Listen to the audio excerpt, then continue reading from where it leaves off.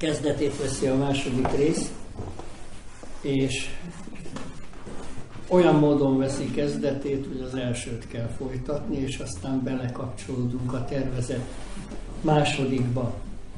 Tehát Nimród hagyomány köréhez hozzátartozik, amit a hagyomány nagyon makacs módon tart, hogy ha ő volt a világ első királya, földkerekségen az első uralkodó, városokat alapított, ez özönvíz utáni helyzetben nyilvánvaló módon azt jelenti, hogy a káoszból kozmoszt teremtett. Tehát az emberiség számára olyan példát mutatott fel, amely biztosította akkori előrelátás révén mind a mai napig azt a lehetőséget, hogy élni tudjunk itt a Földön. Az más kérdés, hogy azóta sokat rongáltunk ezeken a lehetőségeken, de még mindig van remény, ahogy mondani szokták. Viszont a Földön való teremtővel való együttélésnek megvan a maga hagyományköre, amit általában újabban mereven elutasítanak bizonyos vallási alakzatok. Azt kell mondani, hogy az a forma, amivel találkoznak, az nyugodtan elutasítható, de azért összekeverni nem szabad dolgokat. Tehát a mágia mesterségét a hagyomány szerint Nimród találta fel, Nimród fedezte fel, a tűznek a tiszteletét, és ez nem azt jelenti, hogy babonás módon valamit elkezd túlzott mértékben csodálni, és ez egyoldalúvá teszi az egyetemes léttel való kapcsolatrendszert, ez kétségtelen veszélyforrásként fent áll, de ha tudjuk azt, hogy mondjuk egy szent háromság keretén belül Atya, Fiú, Szentlélek, hogy maga a Szentlélek milyen elemi tulajdonságkört mozgósítva szokott kiáradni. Lobogó lángnyelvek, tüzek, lángok. És keresztény templomok túlnyomó többségében a szentély az örök tűz még most is ég. Tehát mit jelent az, hogy tűz? Mert én mondhatom felszólító módban is, de akkor hova jutunk? Viszont ennek a tűznek, és itt érthető, hogy hol van ennek a hagyománynak a legősibb forrása, hogyha az ég felé elindulunk. Tehát a tűz oltárok a legősibb oltártípusokhoz tartoznak. Ez vitán felül áll. Onnan elindul egy füst fölfelé, a füstnek a színe, az alakja, a beszéd, az nyilván jelentős, és hogy kinek az égő oltáráról megy fel az üzenete az égbe. Hát ez még az Ótestamentumban se egy elutasított dolog, csak van Káin és Ábel, és kiderül, hogy az egyikét elfogadja az Úr, a másiknak nem fogadja el ezt a fajta áldozathozatalát, ami hát tragédiába fog torkolni. De égnek nevezzük az eget.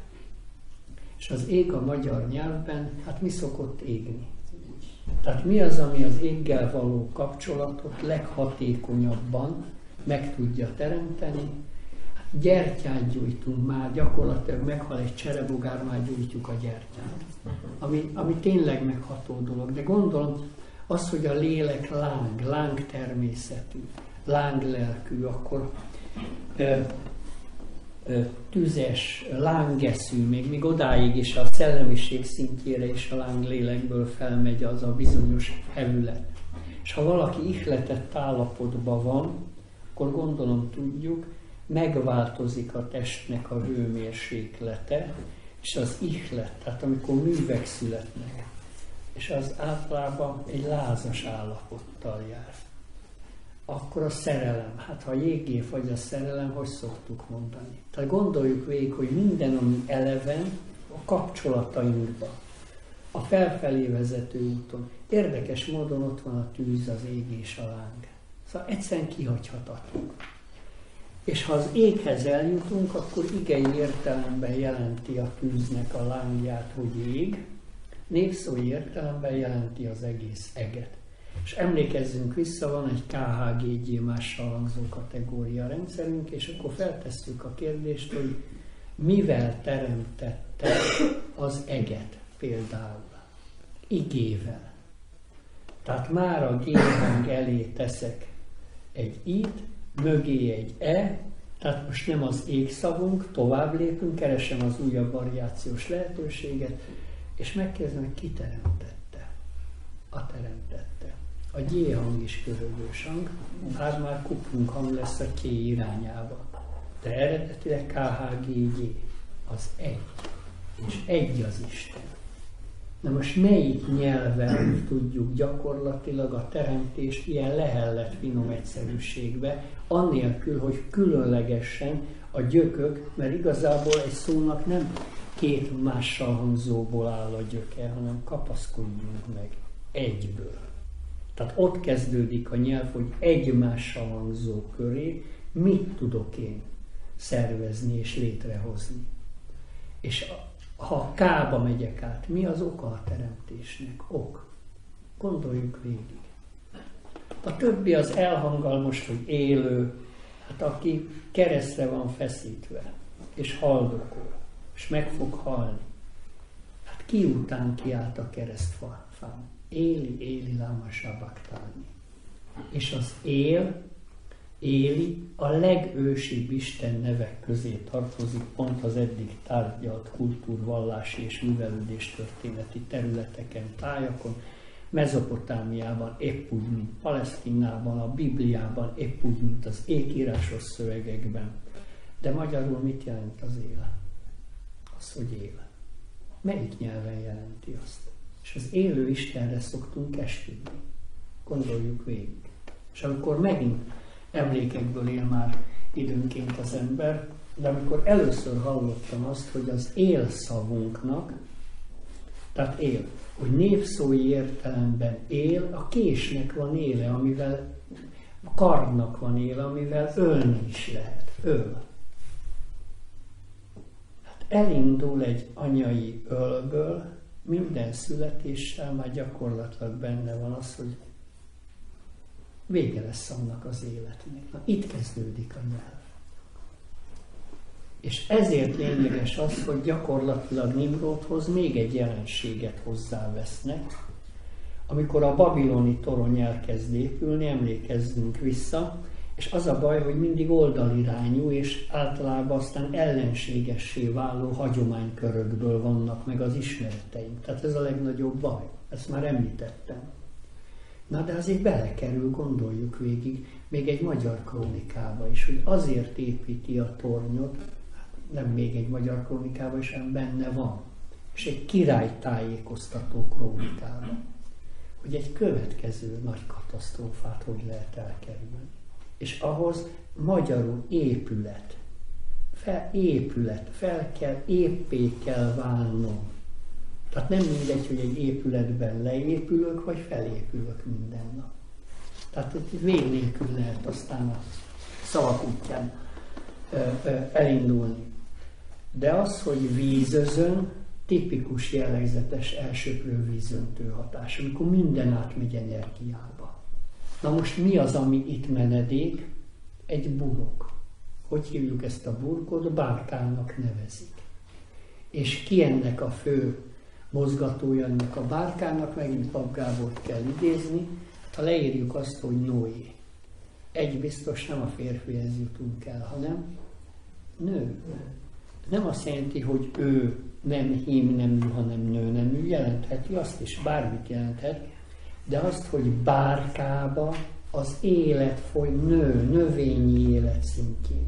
Abból a burokból, magzatburok, bárhogy tudom nevezni, egy folyamatként, növényi áradatként el fog indulni.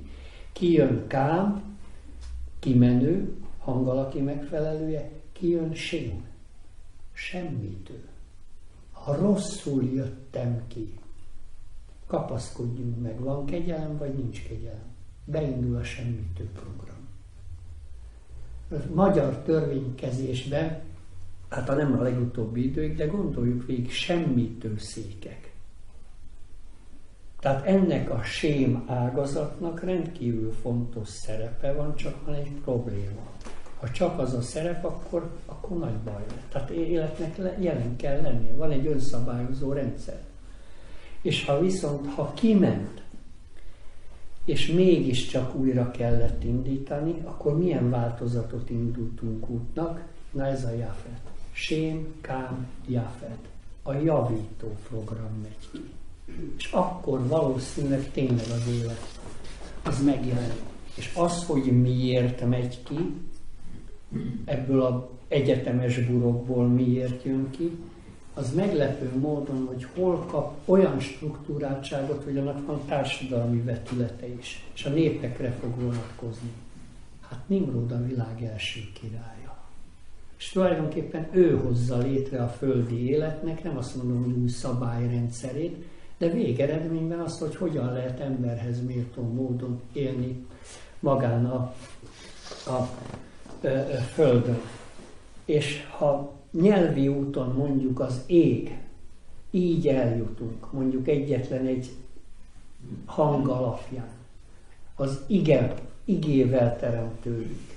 Az, hogy amilyen elementárisan hevület szintjén, hát ez egy ég, ez egy lángoló, lélekből teremtődik.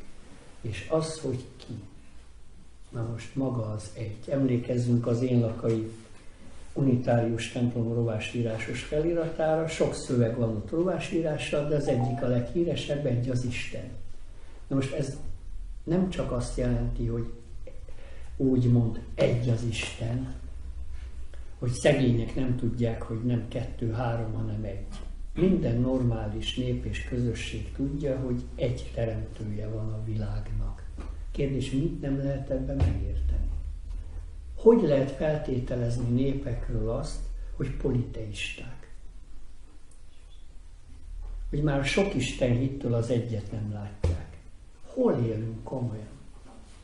És megint egy irodalmi, teológiai mű, Benedek pápa, hát aki gyakorlatilag római pápa volt. Nem akárki nyilatkozik. Ex cathedra kijelentette teológiai munkájában, hogy politeizmus soha nem létezett. Soha. Semmilyen nép körében. Hát leginkább gondoljuk végig, amikor jön a reformáció, akkor pont a katolikus vallás az, ami a legtöbb, ha én csak a szövegekre hagyatkozok, úgymond bálványimádó, politeista ügyekkel van tele. Mi az, hogy Szent Háromság? Világos? És gondoljunk a kereszténységnek pont az unitárius hajtására, amit még Bethlen Gábor korábban is arianizmusnak neveztek. Miért? Mert arianizmus és az unitárizmus egy dolgot vallott, kereszténységen belül vagyunk. Nincs Szentlélek, nincs Fiúisten. Világos? Egy Isten van. Mi az, hogy Fiúisten? Mi az, hogy Szentlélek Úristen? Álljon meg a menet. Jézus az egy minden magasrendűség fölött, de mégiscsak, hogy mondjam, csak miért lenne Isten? Egy az Isten. Ti meg bálványimádók vagytok. Már eleve teológiai a képtelenség, hogy háromról beszéltek. Szobrokról, képekről, imádatáról nem is beszélve. A legérdekesebb, mikor állatalakban jelennek meg isteni tulajdonságok. Látok egy templomban egy bárányt, ki fog eszembe jutni? Maga Jézus Krisztus, Isten báránya. És nem gondolom magamról azt, hogy pogány, fétis, bálványimádó állatokba, meg egyebek.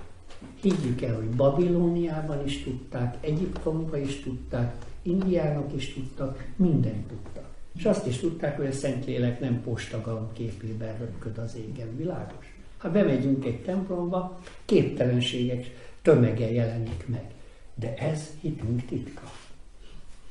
Más népeknek is van hitük titka. Tehát ugyanúgy tudták, idézem Benedek pápát, egyetlen egy Isten emanációjának megszemélyesített tulajdonságot.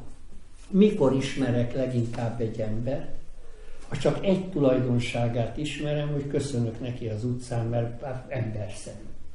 Vagy ezerféle árnyalt tulajdonságait is ismerem. Meg tudom nevezni. Most, hogy érthető legyen, ez az Ízisz tulajdonsága, az a Hórusz tulajdonsága, ez a Szelket tulajdonsága, ez az Amon-rével jelezhető tulajdon, ugyanannak, világos? Egy ember is nem tulajdonság nélküli ember, tulajdonságok nélküli ember, mint a híres Mozil regény, nagy sláger volt annak idején, ma is irodalomtörténeti gyöngyszemnék számít. Igen, tele vagyunk tulajdonságokkal. És a teremtő nem tulajdonságok nélkül is steril világot teremtett, és a teremtőnek a munkája leginkább honnan köszön vissza? A természetből.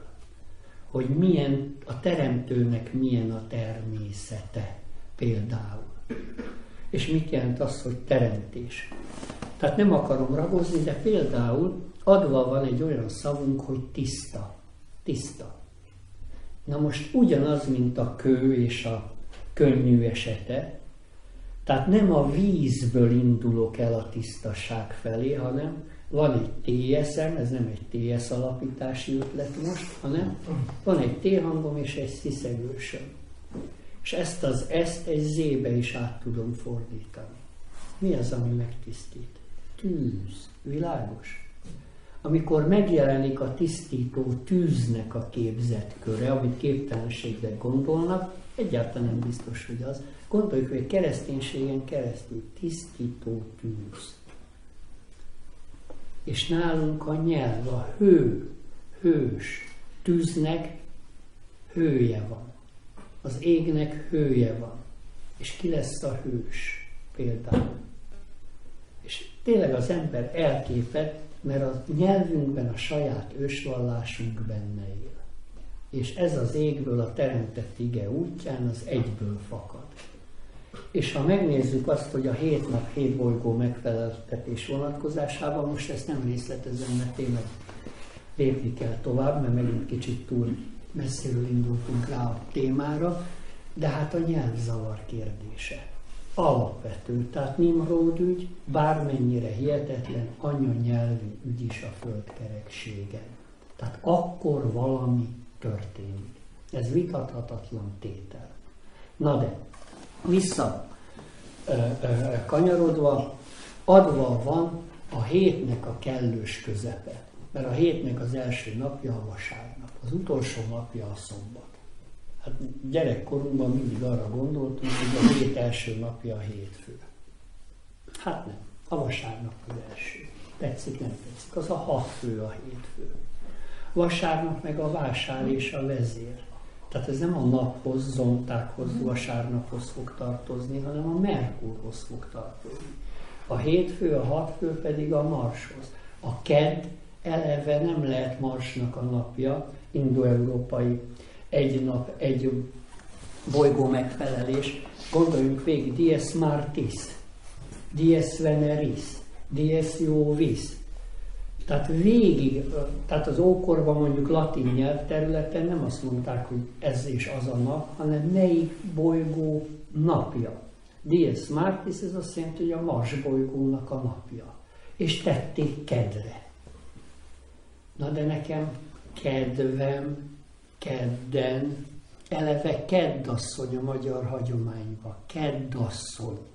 És nem karddal jár, és nem akar feldarabolni minden áron. Kedveskedni akar. Bármennyire hihetetlen.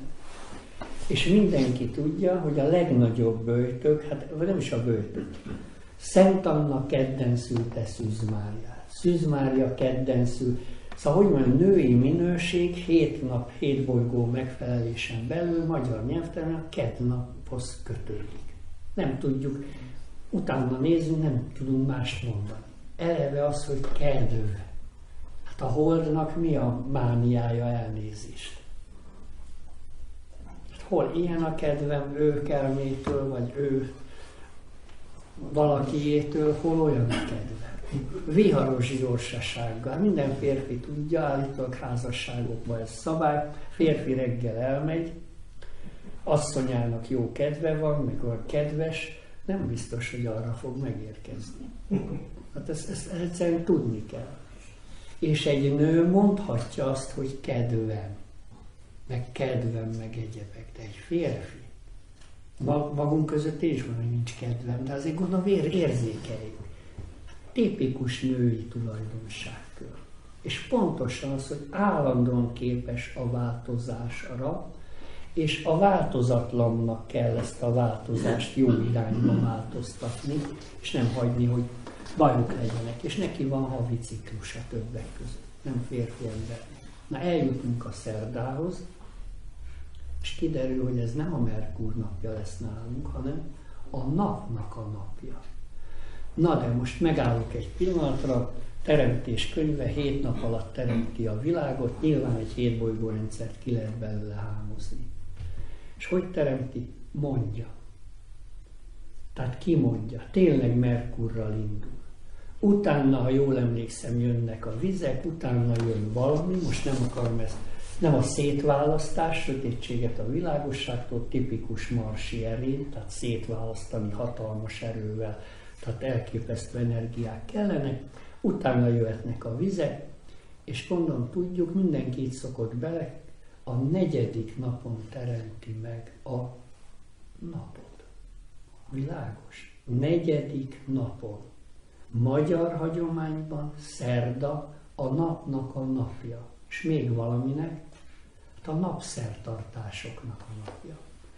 És egy rendszerben nem az első, nem az utolsó, hanem a középső. Nagyon is középen vagyunk.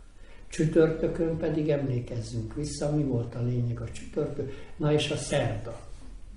Melyik, hogy úgy mondjam, már elmondom, 19. században ennek a vallásnak a követői szerdásoknak nevezték. Kik voltak ezek? Zaratusztra vallás követői.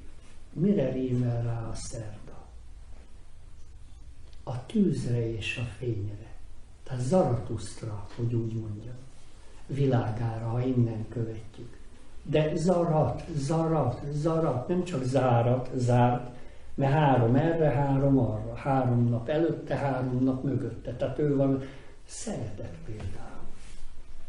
De nem a vénuszi szeretet meglepő módon, amivel az önfeláldozó szeretet kiragozódható. Egy olyan szeretet, amivel el tudok menni akár az önfeláldozó szeretetig. Csütörtök, hát van egy sziszegős hangom, mert a csé az sziszegős hang, S-re váltom, T, R, és annak a tök tagja. Tehát tag, péntek, valaminek a tagja. Na most, csütörtök virradóra, mondja a történet, felnyitja a szemét a hősbetyárunk, és 9 zsandár fölötte. Csütörtökön mit csinálnak az emberrel? Néphagyományban. Más mondok, csütörtököt mondtam. Lehet ez dies Iovis, Jupiternek a napja, nagy jótevőnek napja, lehet csütörtök, Szaturnusznak a napja. Ami megegyezik, a dies Veneris a péntek, az nálunk is Vénusznak a napja, és a indo-európai hagyományban is Vénusznak a napja, és a szombat pedig Jupiternek a napja, nem a Szaturnusznak. Na most Jézusnak mi az állandó oda-vissza párbeszéd? Szombaton szabad-e jót tenni? A szombat a Szaturnusz napja, nem szabad. A szombat a nagy jónak, Jupiternek a napja, nagy jótevőnek, akkor szabad. Na most ezek gondolom érzékek, nem véletlenszerű megfeleltetések és lehetséges párhuzamok és olvasati vonatkozások, de akárhogy nézem, gondoljuk végig, hogy a nyelvből gyakorlatilag minden tényleg kiolvasható, de nem mindegy, hogy melyik nyelvből. Na most a hagyomány nagyon makacs, a magyar népet, magyar nép ősatyját Nimrodnak nevezi meg. Tehát Nimrod özönvíz előtti időt összeköti az özönvíz utánival, tehát itt jön be a nagy lépés, és nyelvi úton pedig azt jelenti, hogy ő nyilván olyan nyelvet képvisel, mert ez az ő nyelve, ami hát nem ennek a megzavarodásnak vagy annak, hanem az ősnyelvnek a továbbvitele. Tehát ha mi úgymond leszármazási tabellán az élen, vagy a mélyen, a magasba, a mélyen, a múltunkba, aztán a jövendőnkbe mondjuk őt látjuk, és neki van egy anyanyelve, akkor jelen pillanatban a magyar anyanyelv kinek az anyanyelve. És ezért van az, hogy magyarul szót tudunk érteni mindenkivel. Általában mindig megróják a magyarságnak azt, hogy már azt hiszed, hogy a Jóisten is magyarul beszélt, emlékezzünk meg. Már mindenki magyarul beszél, már mindenki magyar. Hát ne felejtsük el, identitástudat.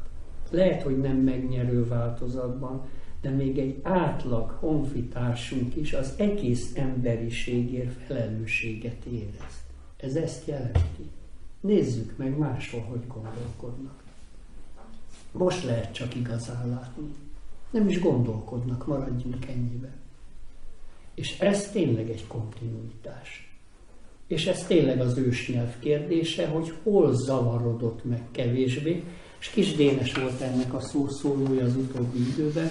Aztán amikor az ilyen mohikánok meghalnak, a témáik is úgy általában ugye csendesülnek, mert nem látják naponta őt a tévébe, mert kezd egy kicsit ilyen tévés jellegű identitástudatunk lenni, aki sokat szövegel, sokat beszél, akkor az identitástudat onnan fog jönni. Hát ez gyakorlatilag ugyanúgy lehet zsákutcálni. Minden esetre az ős etimonok kérdése, Sorbonne, Franciaország, számítógépes, korabeli számítógépes program. Azért nyelvészeti szakon csak felmerül egy normális nyelvész professzorba, vagy professzorok kollégiumába, hogy melyik nyelv a legarchaikusabb. Milyen nyelven beszélnek a népek. Hol maradt meg a legtöbb ős etimon, etimológiára gondoljunk, szedik a szót. Tehát a legősibb jelentés rögök tulajdonképpen melyik nép nyelvében maradnak meg. A legtöbb ma agyon hirdetett nyelv, de a szanszkrit is ide tartozik. A 40%-ot sem éri el. Ős etimonok vonatkozásában 30-at se érik el. A magyar 68 vagy 78%-os. Valaki felmegy az internetre, és ez a döbbenetes tétel, csak a cáfolatával. Nincs is ilyen egyetem, hogy Sorbonne, nincs is nyelvészeti, ilyen kutatások soha nem voltak, ha voltak, nem azok. Szóval elképesztő, hogy tapsoljunk már együtt valaminek, vagy tekintsük, milyen jó ötlet. Mert tényleg játszunk el a gondolattal, soha nem volt ilyen kutatás. Milyen zseniális ötlet, csináljunk egy ilyen kutatást. Ősetimon kutatás. Merev, gúnyos, rideg, agresszív elutasítás. De még csak azt, hogy visszakérdezte, honnan szeded ezt? Én is hallottam ugyan róla. Mi az alapja? Mert tényleg sok információ van. De hát ezeket nem kell nekem magyarázni. Lényeg az, hogy bárhol elindulunk a világba, emlékszem, amikor Ausztráliába jártunk, és egyik település, általában gyarmati területeken nem egy településnek meghagyják a benszülött nyelv világából jövő megnevezést. Amerika is tele van még indián megnevezéssel. Az más kérdés az, hogy semmiben nem veszik őket, de tulajdonképpen meghagynak neveket. És emlékszem, hát most már kár, hogy ha leírtam, már rég elhagytam meg a... Na, lényeg az, hogy megyünk át egy ilyen falun, és ki van írva, hogy aludni. Jó. Következő falu, álomba. Jó. Következő falu. Na most teljesen képtelenségnek tűnt, de láncreakció. Tehát az, hogy véletlenszerű megegyezés van, nem fogjuk elhinni, minden nyelv, minden ma ismert beszélt nyelvkészletében van 150-200 azonos szó, pont. Világos? Nem tudom, hogy érzékeljük-e. Ehhez képest a legközelebbi nyelvrokonaink nem egy nyelvből, hanem gyakorlatilag a Maritól az űrjénen, a finnen keresztül mindenféle nyelvek, akiket senki nem akar, hogy úgy mondjam, saját nyelvéhez rokonítani. Ebből kapunk maximum 400-at. És a legközelebbi a mansi hanti 200-at sem éri el. És ők a legközelebbi, a mansi hanti a legközelebbi. Bármelyik nyelv a világ nyelvei közül ezzel a mutatóval rendelkezik. Ezért mondják flugorisztika szakon, nem a nyelvi megfelelések tesznek nyelvrokonná. Hát nem kizárólagosan, sok minden, de az is bele tartozik. Több ezer ógörög-magyar szóazonosság van. Több ezer latin-magyar szóazonosság van. Gondoljuk végig. És akkor egy kérdés, mi a csütörtök szavunkat, az orosz, nem tudom miből vettük át, és akkor feltesszük kérdésként, és a szanszkrit nyelv, ja, és a negyedik, gondolom tudjuk. Tehát akkor vasárnap kezdünk, de ez a legkevesebb, és gondoljuk végig, a szanszkrit nyelvben a 4 azt jelenti, hogy csatur. Akkor véletlen a szláv nyelvekben nem a szanszkritból? Tehát mi nem vehettük a szanszkritból, mi csak valamelyik új-keleti szláv nyelvből kölcsönöztük, mert akkor csütörtök volt, nem tudtuk, hogy csütörtök van. Valamelyik szláv népünket, vagy nem tudom kiket, testrészünket kértük, tehát mondd már meg, milyen nap van. Ja, és akkor szombatra nem, de már szláv nem akadt ott, tehát a Héber szabadból vettük a szombatot. Gondoljuk végig. Tehát egyszerűen döbbenetes. Na de ez a legkevésbé döbbenetes, mert most már tényleg szeretném ezt lezárni. Tehát nyelvi kérdés, alapvető kérdés Nimród vonalán, és megint ez a nem ártó. Tehát olyan módon, hogy nyelvvel nagyon sok mindent lehet tenni, de hát amit lehet, el kell nyilvánvaló módon kerülni. Tehát csillagászat tudománya, tehát ez azt jelenti, hogy a csillagászat, az, hogy a csillagok, a bolygók, az égi testek gyakorolnak-e hatást, gyakorolnak milyen hatást, egyáltalán asztrológia, asztronómia, asztrozófia, ami egy teljes egységet képezett még a középkorban is. Hát még Kepler is csinál horoszkópot, így mentegetik, hogy csak azért ne szórakozzunk már. Valaki olyan beállítottságú volt, nem csinált horoszkópot. Világos? Ha olyan beállítottságú, mint fent úgy lent, mint amelyben úgy a Földön, hát időjárásra. Miből következtettek az időjárásra? Változásra. Milyen udvara van a Holdnak? Hogyan ragyognak a csillagok? Hát ha időjárás, nem meteorológiai rádiót hallgattak, vagy programokat néztek, hanem gyakorlatilag a meglepő módon bolygós, csillagos égbolt helyzetéből következtették azt, hogy a jövő héten mi lesz adott esetben. Na de ez a legkevesebb ebből a szempontból. Tehát túl sok mindent tulajdonítanak Nimródnak, és meglepő módon azt szorították ki, főleg a keresztény és az iszlám világában, a tájékozódás világából, ami az egyetemes. Tehát az égból, az, hogy mit jelent a magerő. Tehát a mágia nem varázslat, hanem a magból lesz a magzat. Magyarul beszélünk, a magzat magyar szó. Tehát a homo nem vezethető vissza a magzatra, mint szóra. A magból jön a magzat. És ebből válok magammá. És a népem magyar népnévre hallgat, ez a magor, ez meg a magnak az ereje. Tehát az igazi mágia egy ekkora kis cédrusfa magból, hogy lesz 6-7 ezer éves hatalmas cédrusfa. Gondoljuk végig, ahogy a mesékben van. Sárkány mondja a hősnek, mikor még egy zapszem voltál, már ismertelek téged. Tudjuk mi az, most nem akarom el.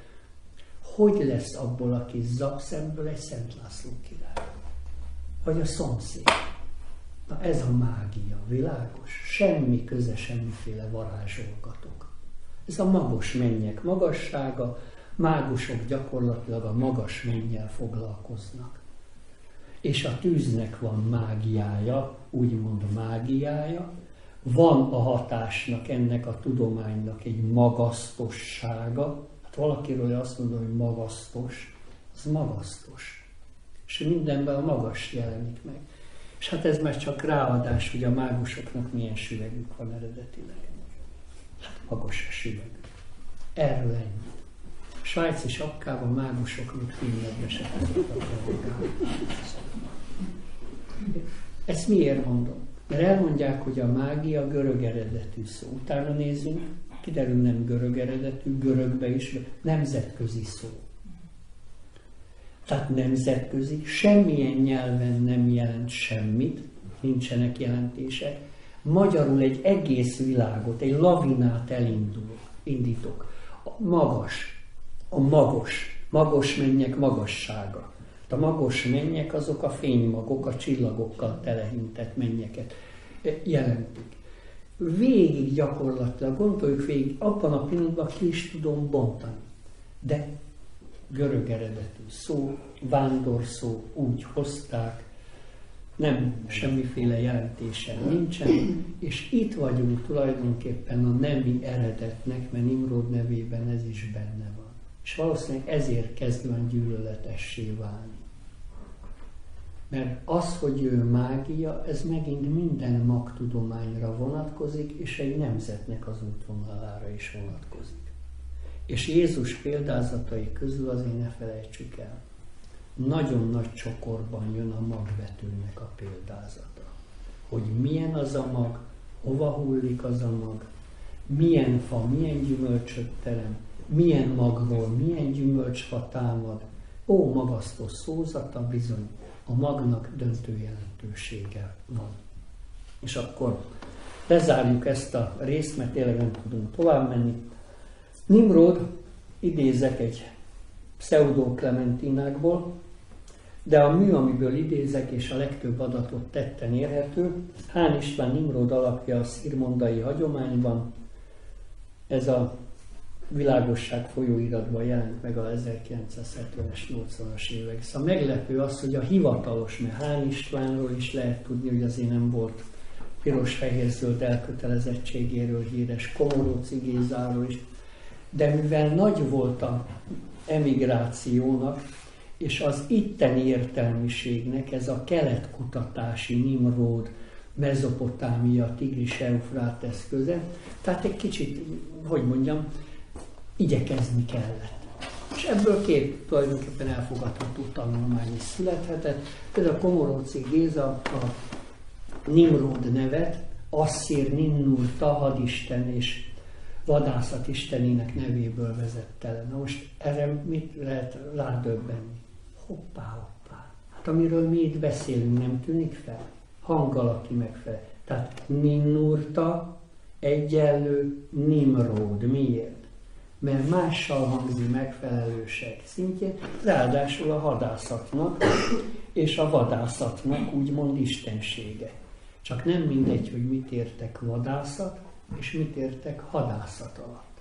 Mert Nimród nagy vadász vala az Úr előtt, és minden nép hagyományában gyakorlatilag, ahol megjelenik az íj és nyíl ösvénye, sőt, ez Diószegi Vilmos is jelezte, hogy a sámánizmuson belül, amit sámánista hitvilágnak tartunk, a révülés szolgáló és gyógyítás szolgáló legelső eszköz, az nem a dob, hanem az íj és a nyíl.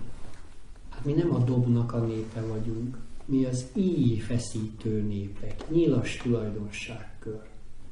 Tehát ezt 1000 példából lehet tudni, még krónikák is leírják. És egy érdekes dolog, egy megfeszített íj sokkal összetettebb tulajdonságokkal rendelkezik. Miért? A pártus királyok hogy ülnek a trónuson? Pártus pénzérmeken lehet látni, Árszák volt ország, magyarul volt az első uralkodójuk.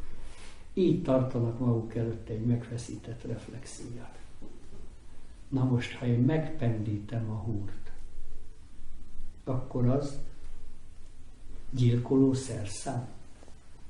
Elmondja egy követjárás, egy római birodalomból érkezik egy követ, császár körzeti megbízottja, hogy ült a pártus uralkodó a trónon, és az íjának húrját miközben tárgyalás folyt, csak pengette. Hát nyilván nem azért, mert nem figyelt oda, hanem pontosan valami mágikus beavatkozás történik. Mikor mond igazat? Ha hazudik a követ, csalfasság van, pengetem a hangokat, a két hang találkozásából létrejön egy legtipikusabb hazugságvizsgáló készüléknek lehetett abban az esetben használni. És hogy megy át a népi hangszerek világába? Az ütőgardonra gondoljunk például. Tipikus arra a logikára épül. Tehát az íj az önmagában is sokkal többre képes, mint ahogy általában számon tartjuk. És például taoizmusba, hinduizmusba, buddhizmusba íj és nyíl ösvénye, nem fogjuk elhinni, ez a megvilágosodási útnak. Miért? Hát az Upanishad irodalomban, hinduizmusban feszítsd meg, mint az íjász az íjadat, úgy koncentrálni kell, tehát a tudatodat. Megfeszített tudat, gondolkodás, kettő nem egy és ugyanaz, csak most már itt tömörítek, erre helyezd fel a szent óm szótagot. Az ima az óm. Ima, óm. Tehát ez a teremtő igének egy mantrája, egy szótagja. És ezzel célozd meg Brahmát. Nimród nagy vadász vala az Úr előtt. Tehát közte és a teremtő között nincs közvetítő. Színről színre látás, kapcsolat jellemzi az ő kapcsolatukat. És hogy találkozik a király a vadásszal? Tutenkámon ül egy széken, és íját így feszíti. Mikre? Vízimadarakra. Tutenkámon száguld a rohamkocsijával, már elnézést, harci kocsijával. Van kocsiajtó, mit csinál? Tutenkámon leggyakoribb tevékenysége micsoda? Feszíti az íjat. És általában valószínűleg, már Egyiptomban vannak tényleg elfajzott, szörnyű állapotok, de legyünk nagy lelkűek, nyilván nem az a pláne aranyba, meg rekezzománcban, nyilván nem azt édes, kedves, dendi jelenet a fáraó már olyan fáradt, hogy már ül a széken, de azért még vadkacsákra vadászik. A perzsa uralkodókat milyen jelenet közben ábrázolják leggyakrabban festményeken, sziklafalakon. Száguldó lóhátán is vadászik. Tunhuang, 1000 Buddha templom, Turfán medence, Tarim medence térségében freskóknak egy bizonyos része égi vadászat, vágtató ló hátán fordul vissza, és sárkányokat és nem tudom miket céloz meg. Meditációs út, tehát megfeszített lelki tudati állapot, és hol dől el, hogy találok, Attila hol nevelkedett? Engadiban nevelkedett. Nem az a művészet, hogy én feszítek, hanem ez. Onnan tudjuk, hogy nem vagyunk jó íjászok, hogy most kezdtük, gondolom láttunk már ilyen barátunkat. Hétvégén íjáztam folyamon járt, és ekkora csomókban van, fáslival van bekötve, gézzel a keze. Hát olyan erővel csapódik vissza, hogy nem tudja el olyan gyorsan elvenni az ujját, és itt tépi gyakorlatilag a bort, és vérezni fog. Gondoljuk végig, hogy milyen erő. Mindenhol gyakorlatilag a belső célpont megtalálásának tárgyi eszköze, eleve a Buddha, gondolom ismerjük a Buddha nevet, ebből lett azt jelenti, hogy felébredő, ebből lett a felébredett a Buddha, és ez a buddhizmuson belül gyakorlatilag az elérendő cél. Ugyanakkor pedig a Buddha az egy bolygónak a neve. Ez a Merkurnak a neve. Hát végig befele gondolkodik, tehát merkuri tevékenység. Na de mi a Budának a képjele? Egy kis reflexi. Nézzük meg az indiai csillagászati asztrológiai hagyományt.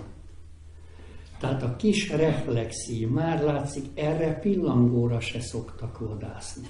Ez a meditációnak a jelképe adott esetben. Tehát ennyit a vadászatról, a vatásról, ugyanakkor pedig a hadászat, hát ha az asszír keretek között mozog, Ninnurta, tehát hogy hogyan lehet magasztos eszméket gyakorlatilag iszonyú módon lejáratni. Erre az asszírok nagyon magvas, hatékony eszközöket találtak fel saját történelmi létük ideje alatt. Hát jó nagy köröket teszünk meg, de hát akkor most már nem a tudományágakat nézzük át, mert tényleg nagyon messzire mennénk, hanem a vállalt idézeteket. Nimród, akit a görögök Zoroaszternek neveztek, tehát emlékezzünk vissza, erről is szó volt. Tehát amiről eddig beszéltem és nem olvastam fel, ezek mind hiteles forrásokból származnak, tehát nem nekünk kell kitalálni. Nimród, akit a görögök Zoroasztrésznek neveztek, és eleve Zoroasztrész mai napig nem tudják, de az asztrész, asztér görögül, az csillag. Tehát mindig valami csillagot próbálnak Zaratusztra nevéből kigazdálkodni, és ezért van az, hogy Zaratusztra is behelyettesítődik, hogy megjövendöli a betlehemi csillagot és Jézus születését. Ugyanakkor pedig, mint tudjuk, Nimrod és Zaratusztra azonos, tehát jön a kommentárirodalomban. De itt megint megállok, más a perzsa Zaratusztra, az tényleg olyan volt, mint egy próféta.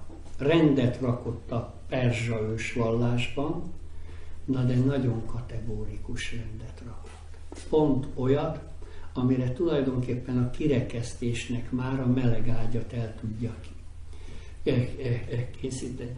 Tehát meglepő módon Zaratusztra vallása hihetetlenül közel állt bizonyos puritán vallásokhoz. Tehát bármilyen vallásnak a puritánizmusa Zaratusztráéval találkozhatott volna. Szentében nincs semmi, csak központi tűzék. Tehát nincsen semmi, ami gyakorlatilag gazdagítaná a dolgot.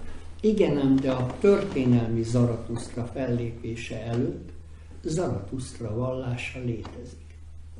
Tehát más a perzsa Zaratusztra, tudomásul kell venni, és más az a Zaratusztra vallás, amelyik Nimroddal, hogy Nimrod és Zaratusztra azonos. És Irán térségében, gondolom tudjuk, keveredtek az íjfeszítő népek más népekkel. Tehát eleve gondoljunk a pártusokra. Megelőzik az Akameida perzsát, majd 500 év múlva őket golyózzák ki, a pártusokat golyózzák ki, a szaszanida perzsák. A pártusok szkítai feszítő népek családjába tartoznak, a perzsák nem. Még akkor is, hogyha jeleztem, hogy az uralkodójukat állandóan íjfeszítés és vadászat közben ábrázolják. Felső vadászi második Rákóczi Ferenc. Hányszor írja le Rákóczi, elmegyek vadászni, hogy hazánk sorsát kivadásszam. Még Rodostóba se szokott le a vadászatra. Mi? Mert egy elmélyülési út végeredményben. Aztán, hogy van ennek szertartásos atmoszférája, ma is egy vadász lelő egy szarvast, milyen ágat tesz ide a szája elé a szarvasnak? Valamilyen zöld ágat oda tesznek még tél idején is. Gondoljuk végig, hogy ez mit jelent. Hát ez az élet. Megadja a végső tiszteletet. Tehát azért szokásokban nagyon sok minden megy tovább, ami teljesen érthetetlen. Én is vettem részt vadászaton, és tényleg ezzel a vadász szokással találkoztam. Tehát ezt csinálták. Nem is kellett kérdezni.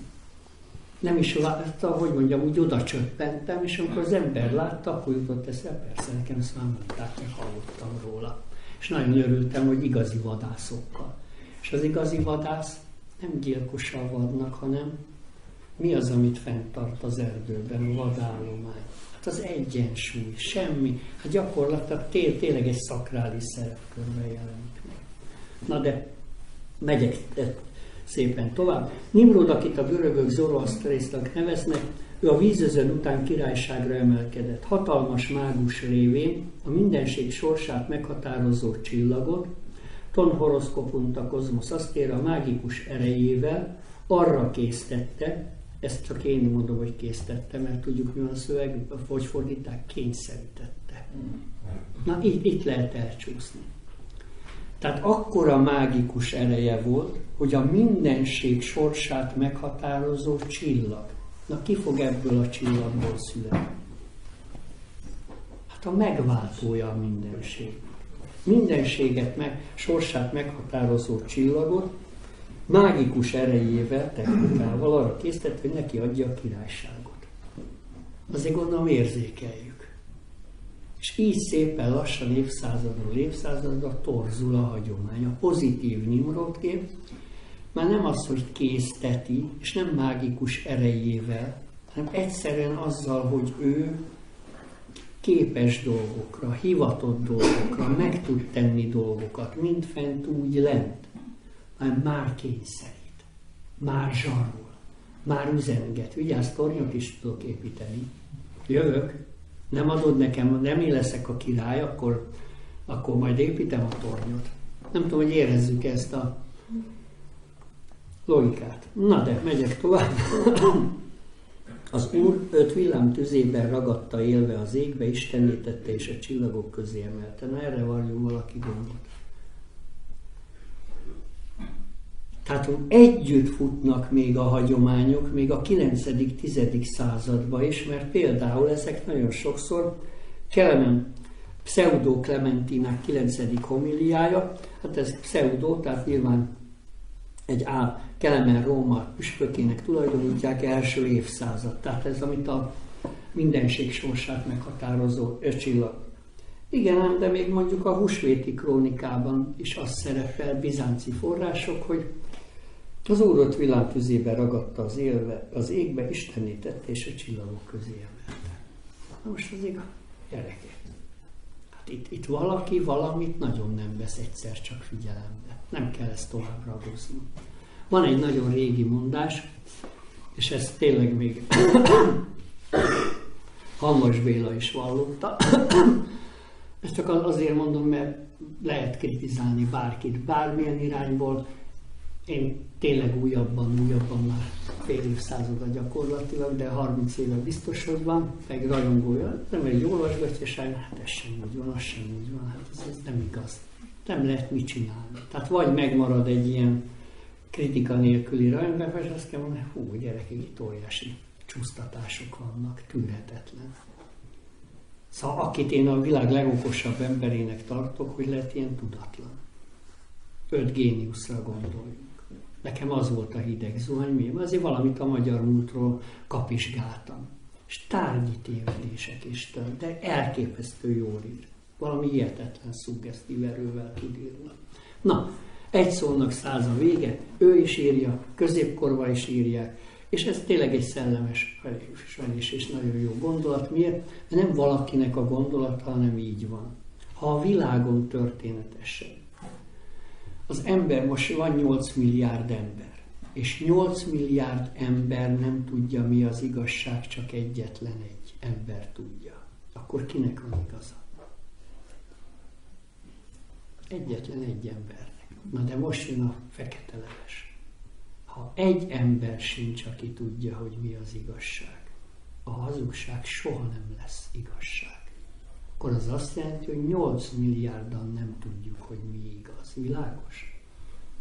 Szóval az igazság az valami igaz szólás, tényleg nem ember szólás, hogy mondani szokták, nem azon a szinten jelenik meg, hogy valakinek oldalirányába tetszünk, vagy nem tetszünk. Chronicon Pascale. Akiről a perzsák azt állítják, hogy megistenült, istenné vált, az égi csillagok közé emelkedett, és itt az Orion nevet nyerte. Na végre eljutottunk a következő fejezethez. Tehát Nimród a csillagos égbolton.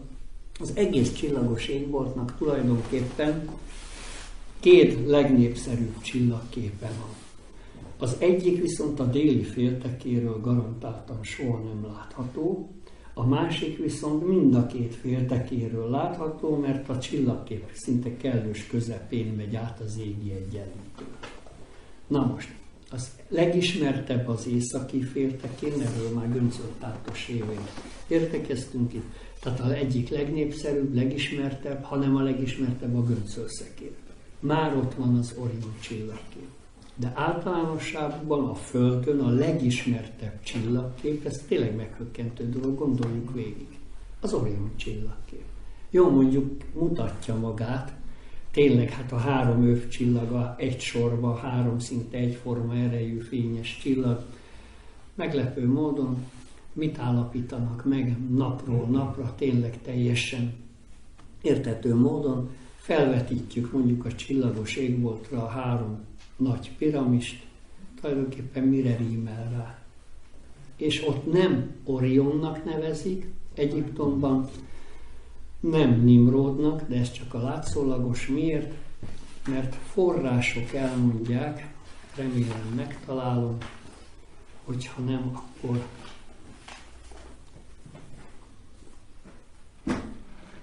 következő, Targum irodalom.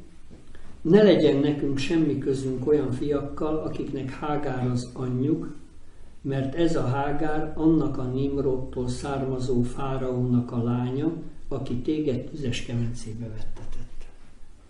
És gondolom tudjuk, Hágár földje melyik föld a földkerekségen? Magyarország. Magyarországot Hágárnak hívják. Na most itt tényleg megbicsaklik az ember, hogy Úristen, hogy akkor most álljunk. Nem sok, ez egy pici. Fáraókat általában vannak ekkora fáraó szobrok is, de mégis miről nevezetesek? Ezek az óriási léptékű szobrok, óriási léptékű építmények. Szó szerint, mintha lenne egy óriási életaránynak megidézhető kultusza. De ott Ozirisznek nevezik. Ozirisz az istenek királya. És az ő csillagképe az úgynevezett Orion csillagkép. Igen ám, de ki ez az Ozirisz? Tehát itt belép valami, és Ozirisz, kapaszkodjunk meg, van Felső Egyiptom, Alsó Egyiptom, és kiderül, hogy ami felül van égtáj szerint, azt nevezik Alsó Egyiptomnak. És ami alul van égtáj szerint, azt nevezik Felső Egyiptomnak. Na most Felső Egyiptomnak fehér a koronája, Alsó Egyiptomnak, az északinak vörös a koronája, a délinek fehér a koronája. Tehát Egyiptom, a fehér az a vörös nagyon szükséges, mert energia. Tehát hiába vagyok tiszta, a semmi energiám, de mégiscsak koronák vonatkozásában azért a legtisztább az mégiscsak a quinta essencia világát fogja megidézni, és ezt a két koronát egyesíteni szokták bizonyos időkben. Na de, ami a lényeg, Egyiptom mindig alulról elevenedett meg. Jöttek a kusita fáraók, Kus fia, Nimród. A Genesis előadásában. Tehát az ember ugye elkezd tűnődni. Eleve kusitáknak nevezik, ugyanakkor pedig Napata a főváros, Núbia, hát Napata, ha nem a Nabadja Tatát, akkor ki a búbá Napút. Fővárosa Núbiának, Napata az ókorinak. Kusiták lakják. És végig van egy hagyomány, hogy bizony ez Nimród népe. És mi jártunk ott, nem mentünk át az egyiptomi határon, de lent voltunk Asszuáni Gát térségében, még annál is lejjebb a Núbia múzeumban. És megmondom őszintén, hogy hiába olvasunk könyveket, Kákosi László leír jó dolgokat, átfutunk rajta. Miért? Egyrészt nem is gondolja az ember, másrészt nem is társítja, harmadik meg nem figyelünk fel. Lóval temetkeztek. Lovas temetkezések voltak, kurgán temetkezések voltak, és amikor bemegy a új birodalom idején délről, már a perzsák szétszedték Egyiptomot, előtte az asszírok szedték szét Egyiptomot, szétzilált állapotok vannak folyamatosan, van még egy nagy egyiptomi megújulás. Délről jönnek a fekete kusita fárok, fekete idézőjelbe. Ilyen nevekkel találkozunk, hogy Taharka fáraó.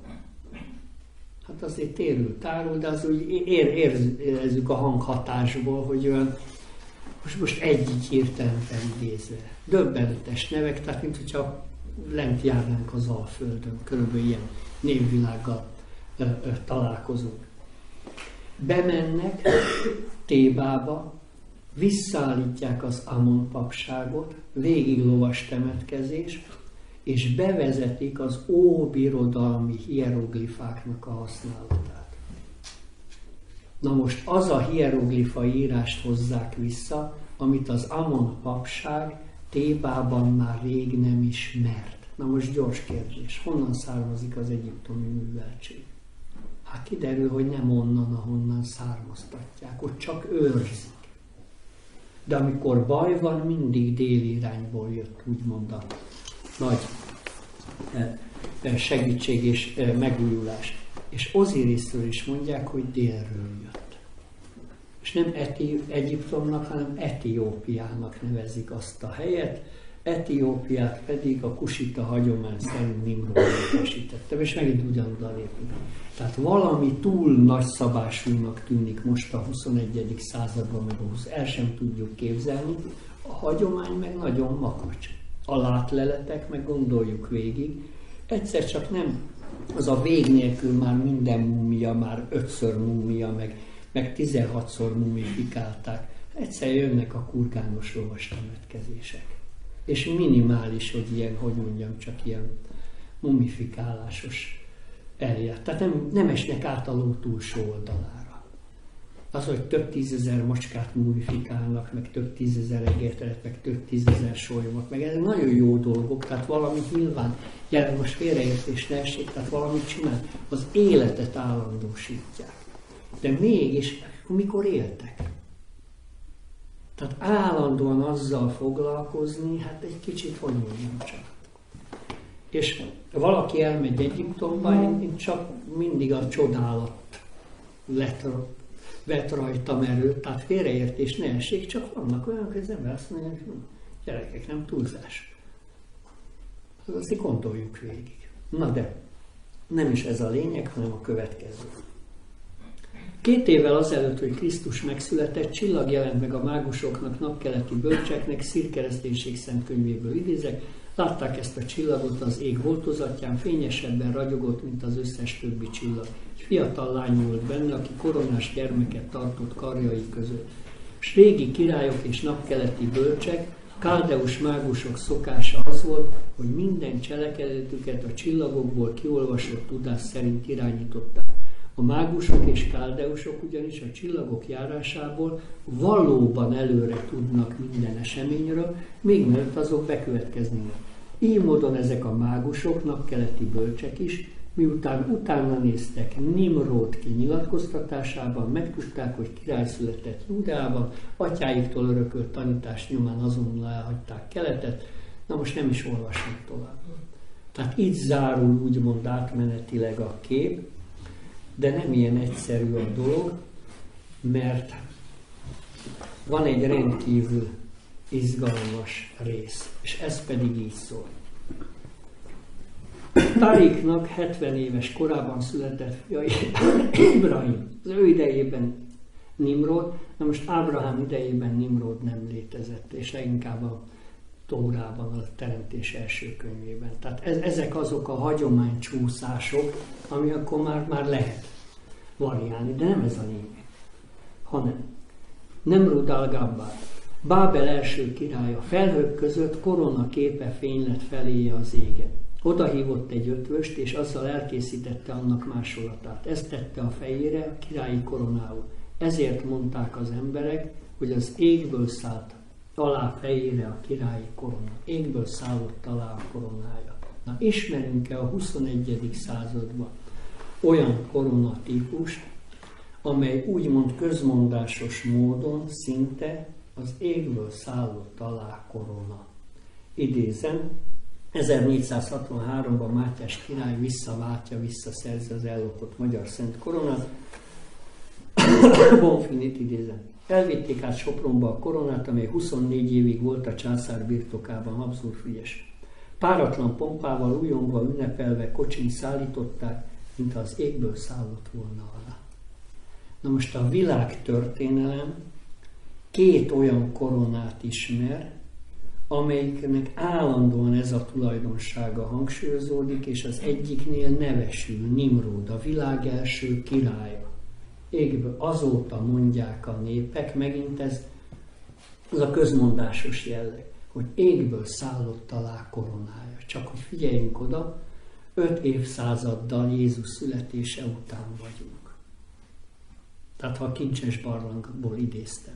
5 évszázaddal utána vagyunk, és mit mondanak? Azóta mondják a népek, hogy Nimród koronája az égből szállott alá. Na most eltelik rá jelenleg időszámításunk szerint fél évszázad, és valaki a magyarok első királya lesz. És a koronájáról végig úgy beszél a magyar hagyomány, hogy Isten küldte, angyal hozta. És általában hogy ábrázolják? Égbolton szállás, repülés, röptetés közepette. Tehát ezek az ilyen finomabb áthallások, de ezt is befejezzük, és akkor megnézzük nagyon gyorsan lezárásként az Orion csillagképet. Már most mondom, hogy Orion esetében, Nimród vonatkozásában nem az első és nem utolsó csillagkép, hanem az egyik.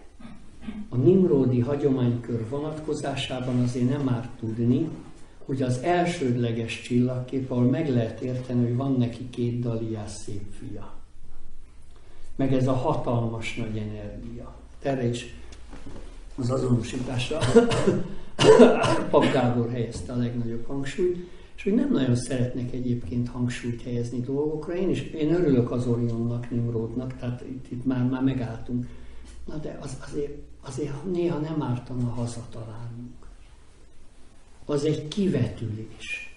A forrás az a tejútrendszerünk központja felé mutató csillagkép. Most a 2 csillagképnek kozmikus szerepe, bármennyire hihetetlen, nem egyenértékű. Miért? Mert az egyik abba az irányba mutat, ahonnan minden származik. A központ felé. A másik pedig a perifériáján, a szélén van valaminek. Mind a 2 fontos, de az eredet szempontjából. Na most a nyilast lónak nevezik keleten, hát ezt már nem is említettem, hogy a lókultusz, tűzkultusz, tehát már nem tényleg partalonnál. De Ván ez mind Nimród nevéhez kötődik. És miről nevezetes a nyilas csillagkép? Az, hogy a mundán asztrológiai hagyomány ókor óta a Kárpát-medencét, ismeretlen idők óta a magyar népet a nyilas csillagkép alá rendeli. Tehát így határozza meg. Ez azt jelenti, hogy a viselkedésünkre az lesz jellemző. Na most mi a viselkedésnek a legfontosabb lényege?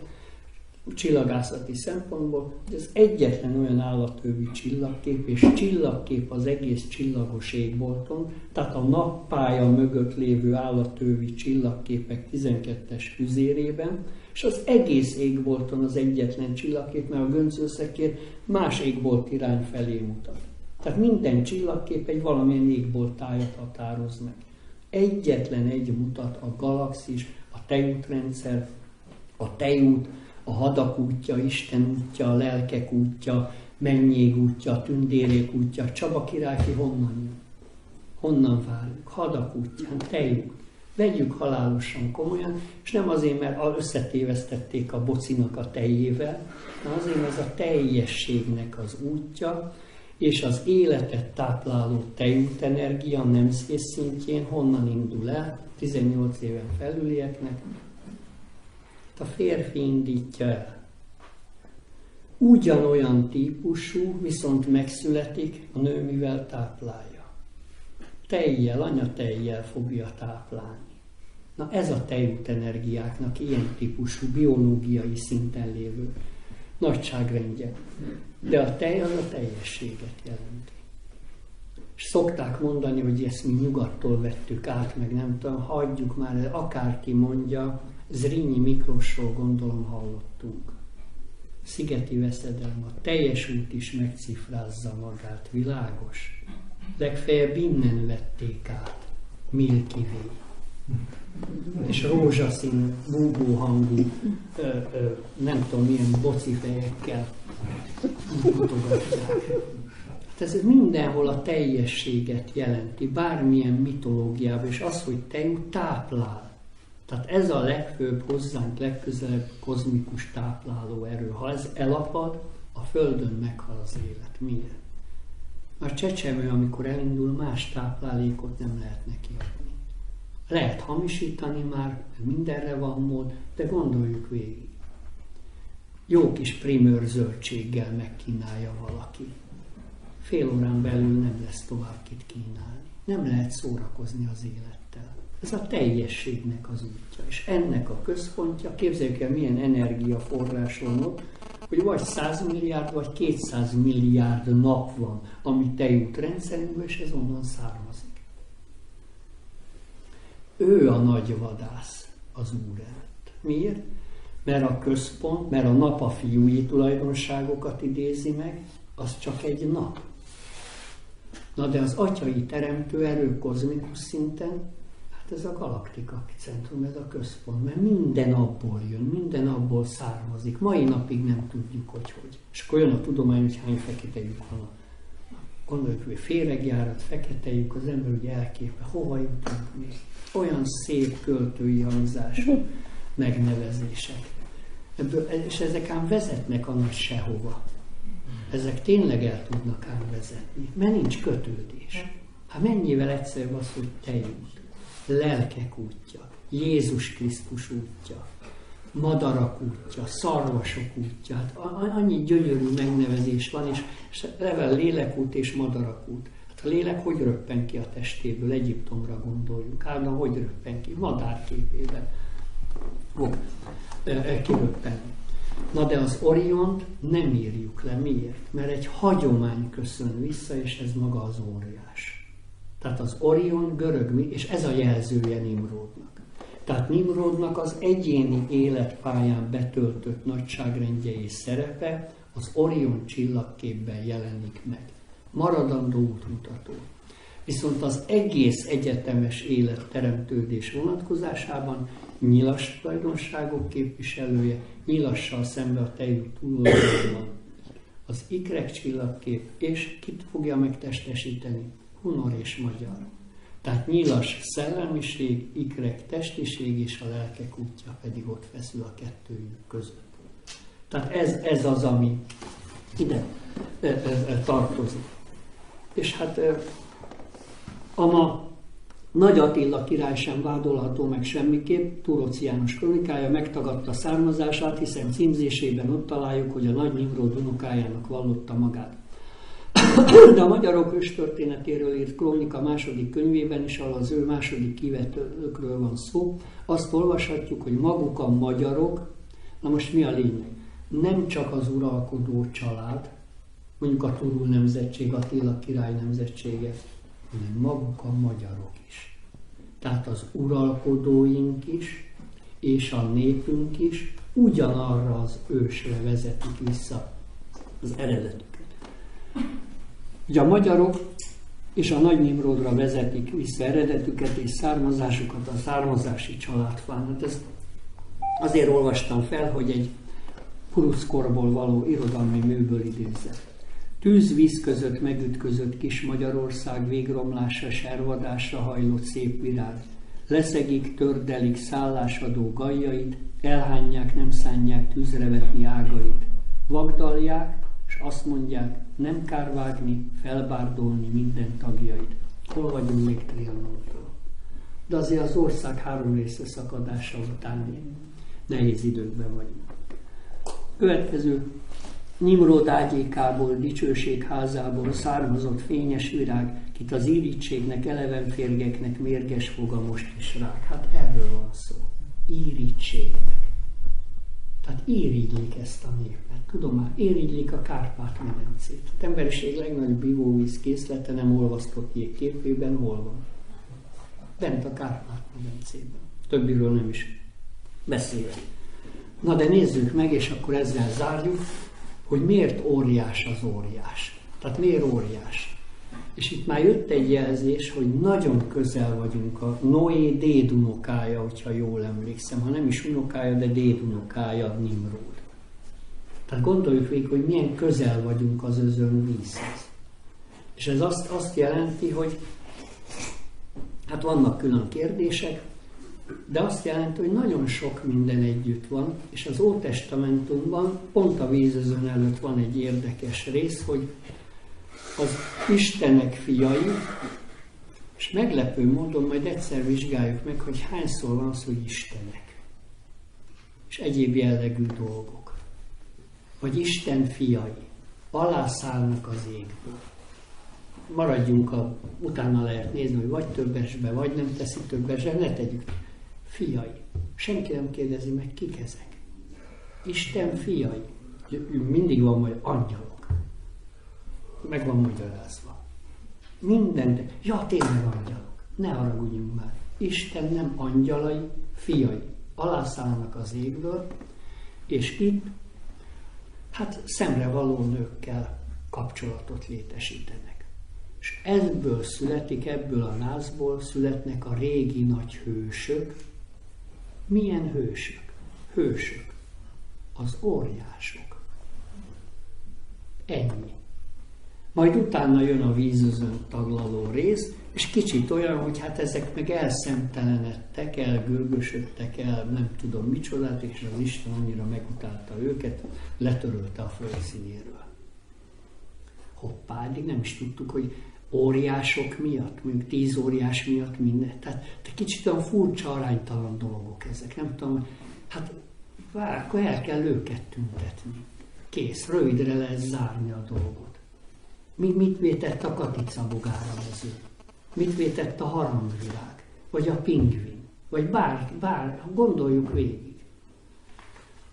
Az, hogy van erkölcsileg értelmezhető univerzum, hogy felelősei vagyunk a világnak, mert tönkre megy, ha nem úgy viselkedünk, ez megint egy külön kategória. És nyilván ezek a szövegek annyira tömörek, hogy mai észjáráshoz Lev Nikolaevics Tolsztoj gróf mintájához nem írhattak több ezer oldal lábjegyzetet. Lehetett tudni. De ma már teljesen egy csőlátásos gondolkodásmódot gyakorlunk, és hiába mondják a szövegek, hogy a Szentírás minden egyes sorát 77 féle, minimum 77 féle jelentése van. A kettőben tudja már boldog. Gondoljuk végig. Na de nem ezzel fogunk foglalkozni, hanem ezzel az óriással. És az Orion, az tulajdonképpen görög mitológiában mégiscsak egy óriás. Daliás ifjú, vadász, szépséges szép ifjú, hát pórul jár, egyébként rosszul jár, mert szerelem útja az mindig okoz gondokat. Nem is ez a lényeg, hanem Orion óriás, pont. Tehát nem törpe, nem átlag termetű, hanem óriási termetű, Dalia, Orion. Idézem Ipponyi Arnoldot, magyar mitológia, tud latinul, görögül, héberül, németül, magyarul, német az anyanyelve egyébként, és következőket írja. Orion, a magyar óriás névszó nyilván azon eredetre megy vissza, sőt teljesen ugyanazon a szó, kettő leírását végighallgatva az görög, ez pedig magyar végződéssel. Olyannyira, hogy semmiféle ellenvetésnek nem lehet helye. Pont. Tehát azt mondom óriás magyarul, a görögül meg ugyanez Orion. Az egyik sziszegősen végződik, a másik meg ez a tipikus jellegzetes ógörög onvégződésre megy vissza.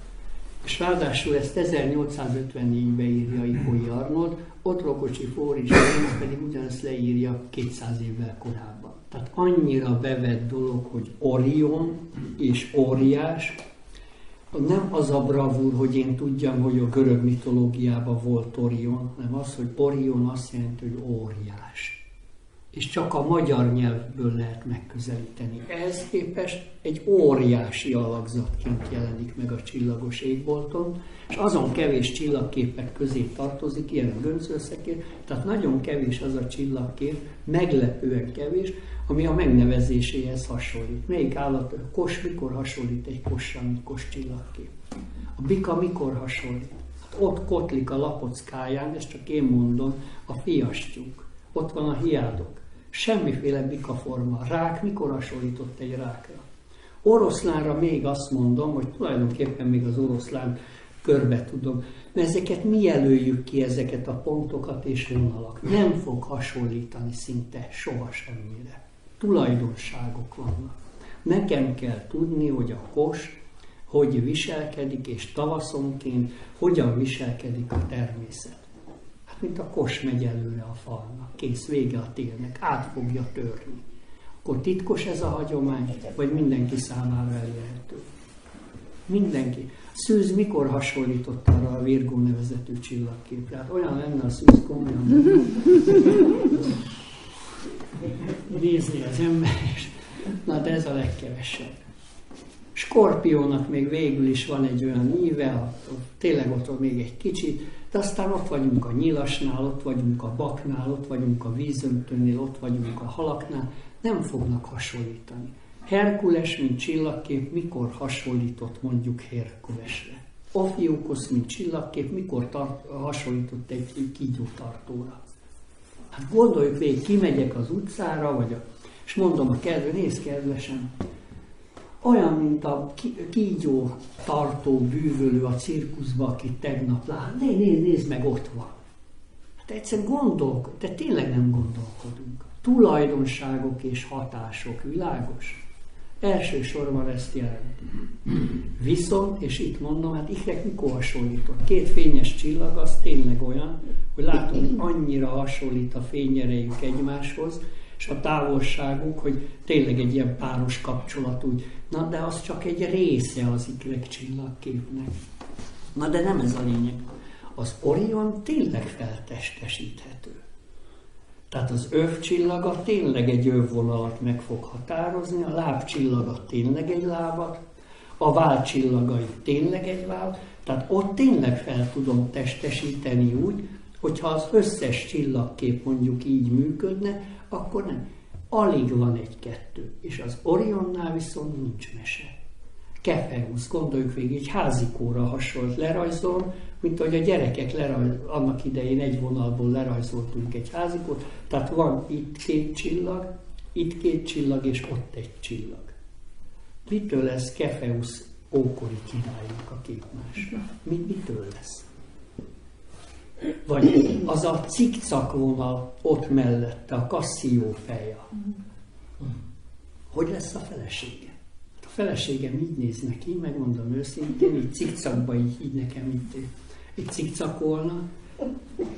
Hát Szentkútnak is nevezik. És ez, hogy mondjam, tulajdonságokat kell először is megtalálni, hogy nem mindig az külső hasonlóságra törekedjünk. De Orionnál tényleg nincs mese.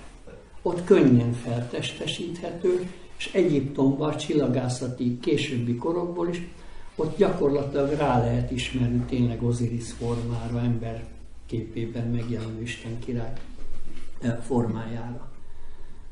Na de mindezt azért hoztuk itt elő, mert van még egy neve, ez pedig Orion, óriás, Róna király.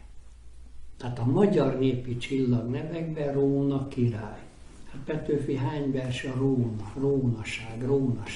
Hát úgy kopik el az anyanyelvünk, odáig eljutunk, hogy gmail.kukac.hu, azt se tudjuk, hogy én fogalmam is, hogy mikor lájkolok, mikor skype-olok, mikor kukkolok, mikor nem tudom, mit csinálom, googolok, vagy bármi.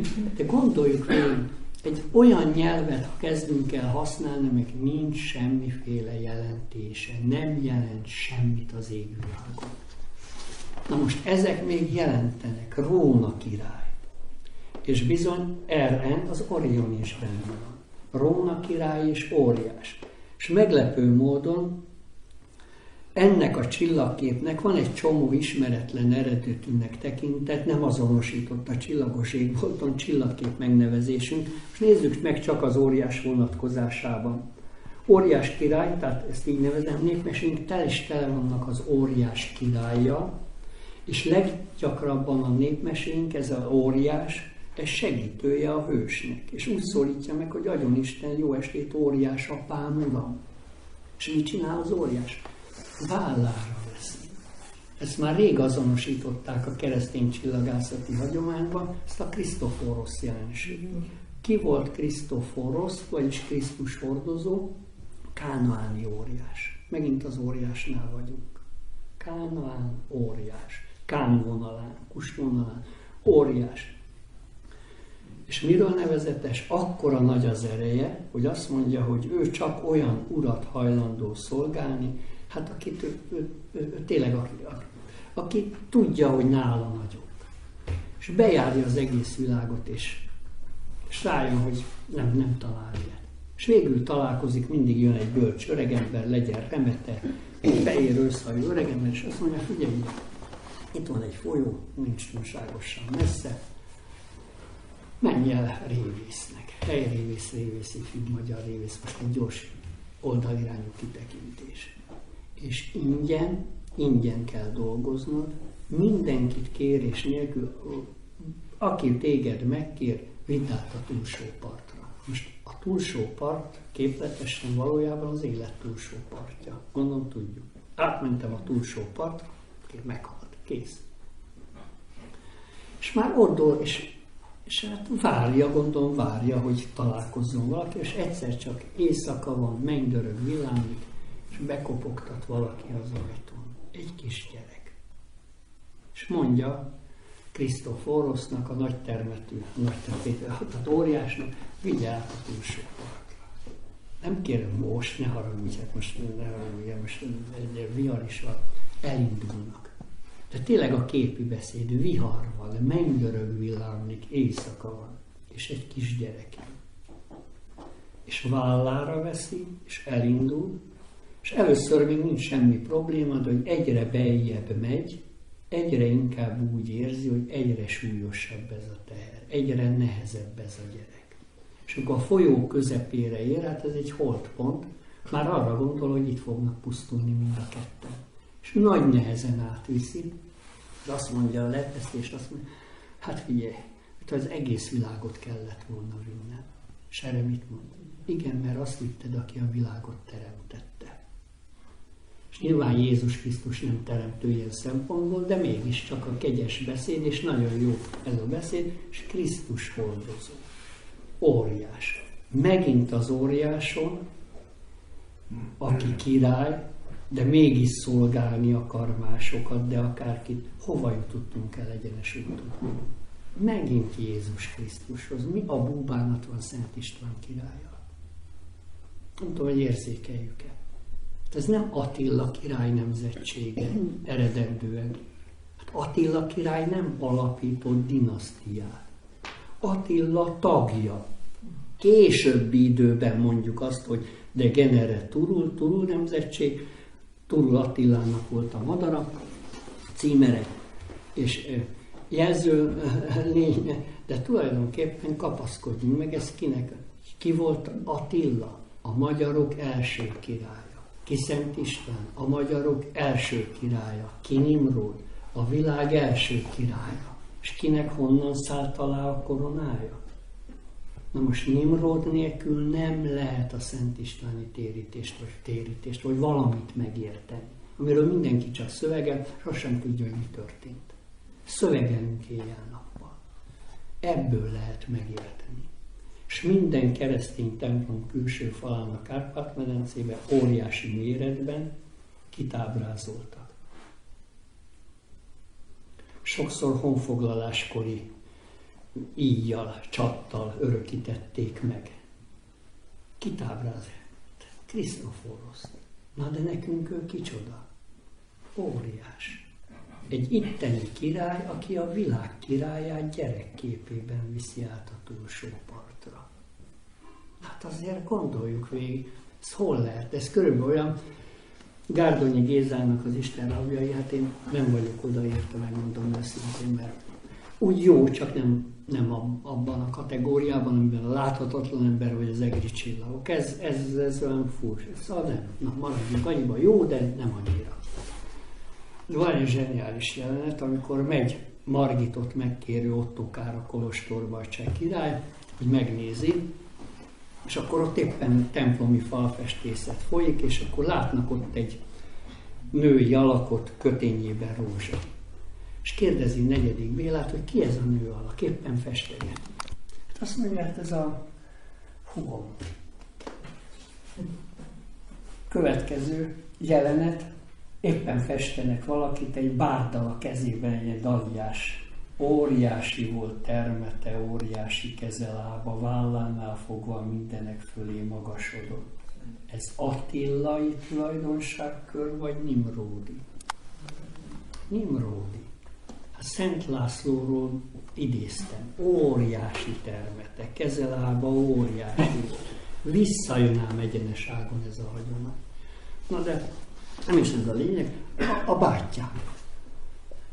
És Ottokár cseh királynő, és Gárdonyi tényleg itt egy jó humoros pillanatot fog el, és akkor lát egy ilyen koronás női alakot Holtsarlónál, és Ottokár azt gondolta, ezt már meg sem kérdezi, hogy ez ki. Hát onnan tudjuk, magyarok királynője, tulajdonképpen országunk úrnője, hát tulajdonképpen ilyen a kapcsolatunk a kereszténységhez.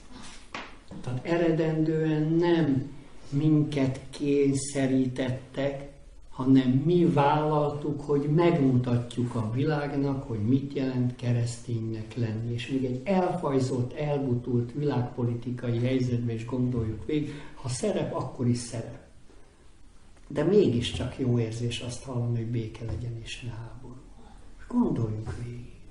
Ez egyszerűen hihetetlen. Nem fogjuk fel, hogy milyen dúlt zavart, recsegő, ropogó, infantilis, idióta világba és szadista világba élünk. Na de, túl van a dolog tárgyalva, tehát óriás király, óriás szemöldöke, óriás tenyere, óriás táskája, óriás kútja, óriás verme, óriás gázolója, óriás tenger, hát a tengeri az tenger, az magát az eget jelenti. Tehát kiderül, hogy nagyon sok mindent egyébként tudnánk azonosítani, de óriás szemöldöke.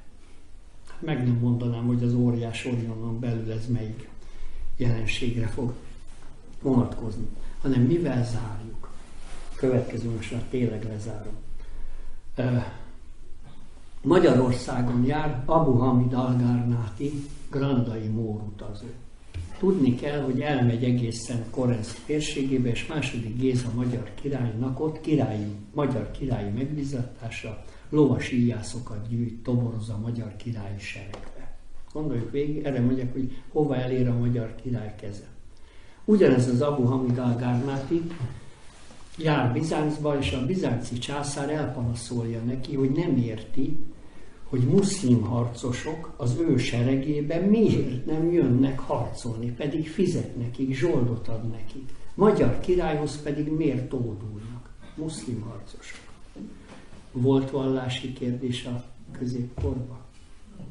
5. keresztes hadjárat, 1217 II. András, Szentföldre vezetett hadjárat, gyakorlatilag az egyetlen olyan eredményes hadjárat, ami erkölcsileg is értelmezhető, magasrendű, az ez volt. Mai arab népek is Szíriától kezdve mondják, hogy egy sereg volt ott a középkorban, II. András magyar király serege. Futottak, Damaszkuszt is kiürítették. Hogy tanulunk mi erről? Na ez a gyalázat. És ez már tényleg olyan szintű hazugság, amit már nem is lehet hova tenni.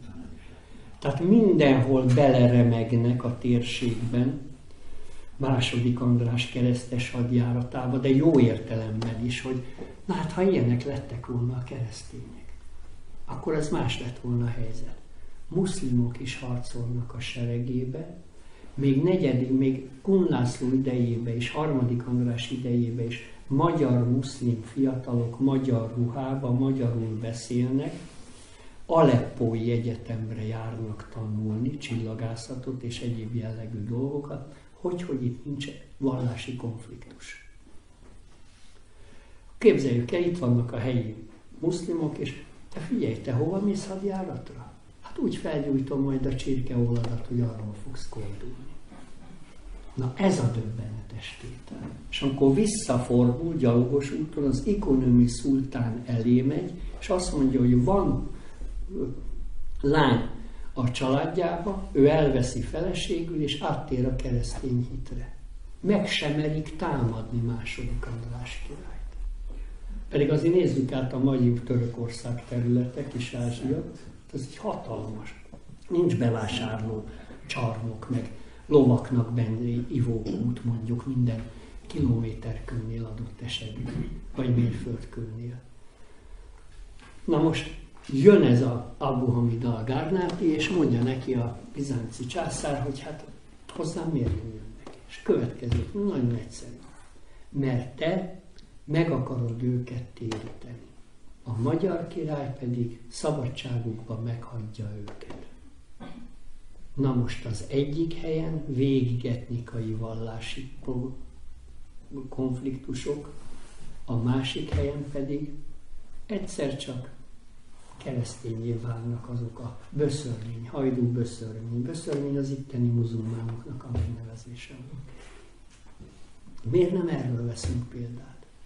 Ja, mert egyikünk sem akar erről tudni. Miért? Mert tévéképernyője előtt, Al Jazeera és CNN előtt szocializálódunk. Hát meg is kapjuk.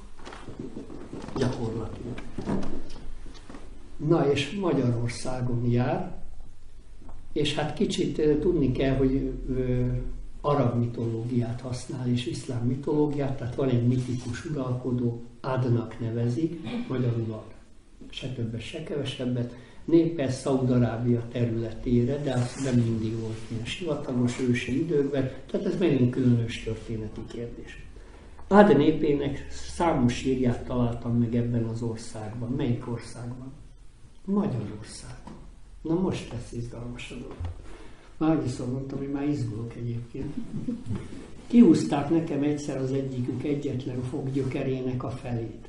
Egy arasznyi széles volt, súlya pedig 1200 mitkál, vagyis 5,5 kg. Több mint 5 kg. Na most ez lehet tévedés. Tehát lehet, hogy egy őslém, meg gondolom tudjuk, bármi lehet. Csak van egy nagyon Ád népe, az az óriások népe. És hol laktak az óriások?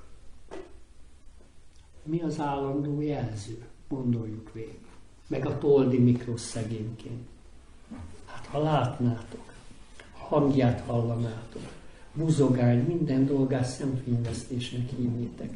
Voltunk Dobkapiba, Isztambulban, a múzeumban, és van egy akkora kard, majdnem 3 méteres. Messziről, amikor láttam, azt gondoltam, hogy egy ilyen nagy díszkard, amit nem használtak, meg kicsi, nagy, mindig ajándékba adogatni.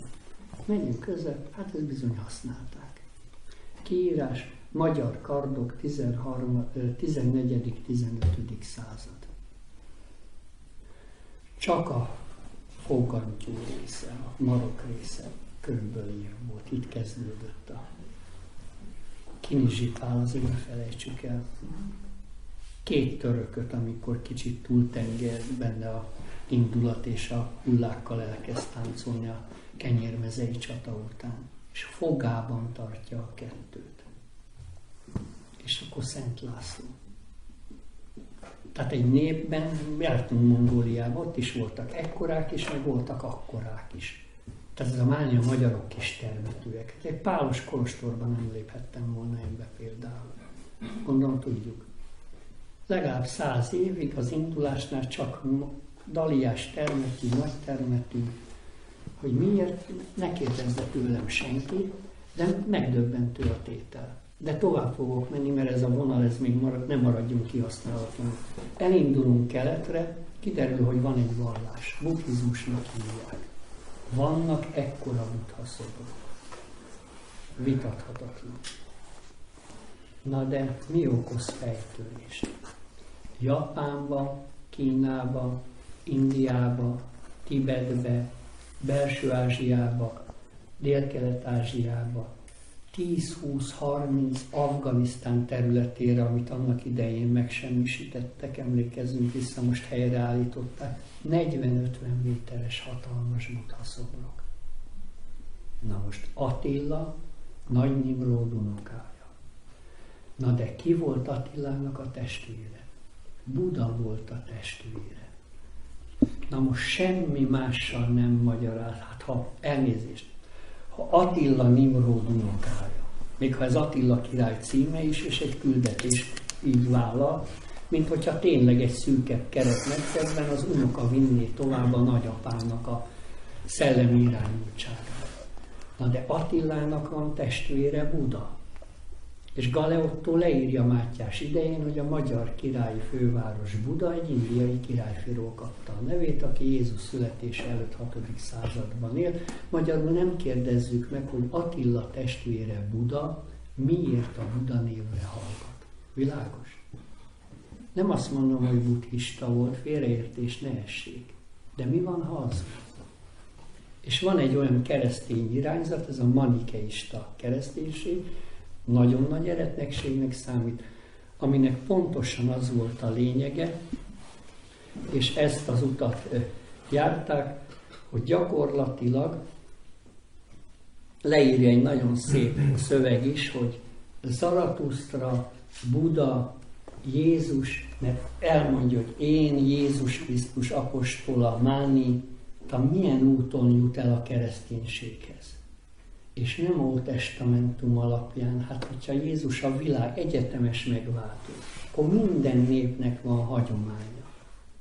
És gondolom tudjuk, belső-ázsiai Kínában vallásos szövegek, manikeista szövegek, kínaiul vannak írva, azt hiszem, hogy buddhista szöveg, de manikeista. fény Buddháról beszél, az milyen Buddha, az egy megvilágosodott állapot, az nem valaki, az valamivé válás. Ez amit, hogy szentről nevezünk valakit, mondjuk. Nem minden László azonos Szent Lászlóval, de Szent László Szent László. És hol van a többi? Tehát ezt el kell érni, ezt a fokozatot. Nem Buddha volt az első Buddha, és nem ő az első, vagy az utolsó Buddha. Aki eléri, az tulajdonképpen ezt a nevet kapja meg. És Attila testvére Buddha viszont Buddha. És ugyanúgy Nimród unokája. És megmondom őszintén, hogy mással magyarázni az, hogy a szellemi megvilágosodás ilyen nagy, ne szórakozzunk már. Nem tudom, hogy érzékeljük-e. Fekvő Buddha szobrok. Hát Indiában az egyik helyen, ahol a Buddhának a elszenderülését, halálát tulajdonítják, van egy fekvő, ilyen 10 méteres Buddha szobor. És nem fogjuk elhinni, lábujjak, hány lábujja van? Be van takarva, 6 lábujjal van. Hát azért ők is gondosan takargatják, mert érdekes módon, hát én személyesen nem jártam ott, de egyszerűen döbbenetes. És akkor kiderül Szűz Máriának, Szannán vagy bárhol, most közelebbi nevet nem, mert a restaurától lehet, hogy haragudni fog rá. Hát a kis Jézuson vagy Szűz Márián 6 ujj van, vagy 6 lábúj. Jön egy restaurálás, és mi történik? Mintha soha nem lett volna. Korrigáljuk ezt a durva népies hibát. Történetesen. Tehát van egy ilyen hagyomány, és akkor ezt lezárjuk, csak hogy érzékeljük, hogy az óriás nagyon sok mindent jelent, és tényleg egész biztos, hogy léteztek. Egész biztos. Ez nem kizárt. Mert tényleg sok hamisítvány van, de azért vannak olyanok, hogy ne haragudjunk, azt nem lehet hamisítani. És azért magától szerte a világon az, hogy én pökhendi vagyok és nagyot ábráz, ennek valamilyen más természetű okának is léteznie kell. És gondolom tudjuk, a régi megalitikus építményeknek van egy óriási problémakörük. Nem a mi testméretünk arányaihoz kivetült, hogy úgy mondjam, építészeti tulajdonságot idéznek meg, hanem tényleg olyat, amit óriásnak lehet nevezni. És ha valaki nagyon keresztény, nyugodtan legyen, Ótestamentum Góliát, soroljam a példákat. 6 ujjal jelennek meg Ótestamentumban is Kánaánita filiszteusok. És nálunk kiket hívtak filiszteusoknak? Mind a mai napig úgy hívják a jászokat egyébként. Tehát jász egyenlő filiszteus. Senki nem foglalkozik vele. Megmondom őszintén, jobb is. Tehát jelenkori helyzetben, meg így világszemléleti szintünkön jobb is, hogy ezzel nem foglalkozunk. De egy kicsit túl sok példa mutat egy irányba. Túl sok példa. Na de, milyen irányba? Ád népének számos sírját találtam meg ebben az országban, igen, ez már megvolt. Egy másik lábszára meg akkora volt, hogy félkézzel nem tudtam felemelni a földről. Előbb említett óriások pedig Bulgár és Básgírt földjén telepedtek le, és ott találhatók sírjaik is. És ez a Bulgár, ez nem a mai Bulgáriára tehető, hanem az Urálon túli területekre. Básgírt pedig, hát neki Magyarország az azt jelenti, hogy Básgírt. De most már úgy fogom mondani, hogy érteni is lehessen.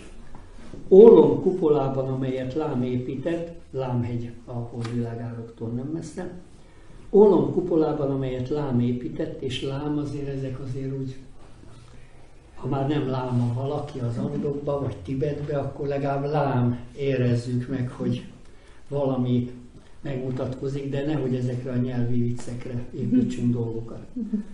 Sírján van egy márványlap, rajta a következő vers. Magasságos és hatalmas Isten mondta, és magas termetet adott nektek az Isten. Következő, mert ezek töredékek. És az a baj, hogy valószínűleg, mert arab nyelvet fordítani, hát gondolom tudjuk a pontozást, tehát pillanatok alatt a szavak azért, ez nem olyan egyszerű dolog, hogy lefordítunk egy szöveget. És rengeteg félreértés.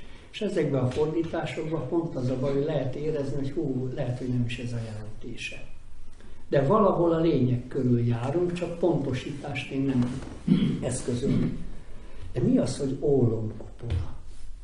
Tehát egy olyan építménybe óriások sírjai, temetőhelyei, ólomkupolás építmények. És hol? Magyarországon. Ezután, és akkor megint elmond egy történetet, Magyarországon telepedtek le ezek az adita óriások, meglátogattam sírjaikat Magyarországon. Hát azért Nimrodról tudni valahogy melyik nép, de azért mégiscsak meghökkentő, hogy mi oda vagyunk a világért, közben, amit kint keresünk, évezredeken keresztül itt vélik megtalálni, a mikorunk meg olyan, semmit nem találunk meg. Hát alkémiában kötelező volt, nem volt olyan alkimista, akinek Magyarországra ne kellett volna eljönnie. Miért? Mert az igazi alkimista a természet működésre ügyét figyeli meg, az átalakításokat, nem pedig laboratóriumában kutyul, kotyol és robbantja fel magát üzemi baleset keretében. És például Albertus Magnus vagy Basilius Valentinus átírja a tabula smaragdinát, de most gondoljuk végig, ha ezt mondjuk Németországra vagy Angliára írták volna át. Fújná minden óvodáskorú gyerek. Való igaz és hazugság nélküli, hogy ami fent van, ugyanaz, ami lent van, és tulajdonképpen a fent és a lent az micsoda? Magyarország.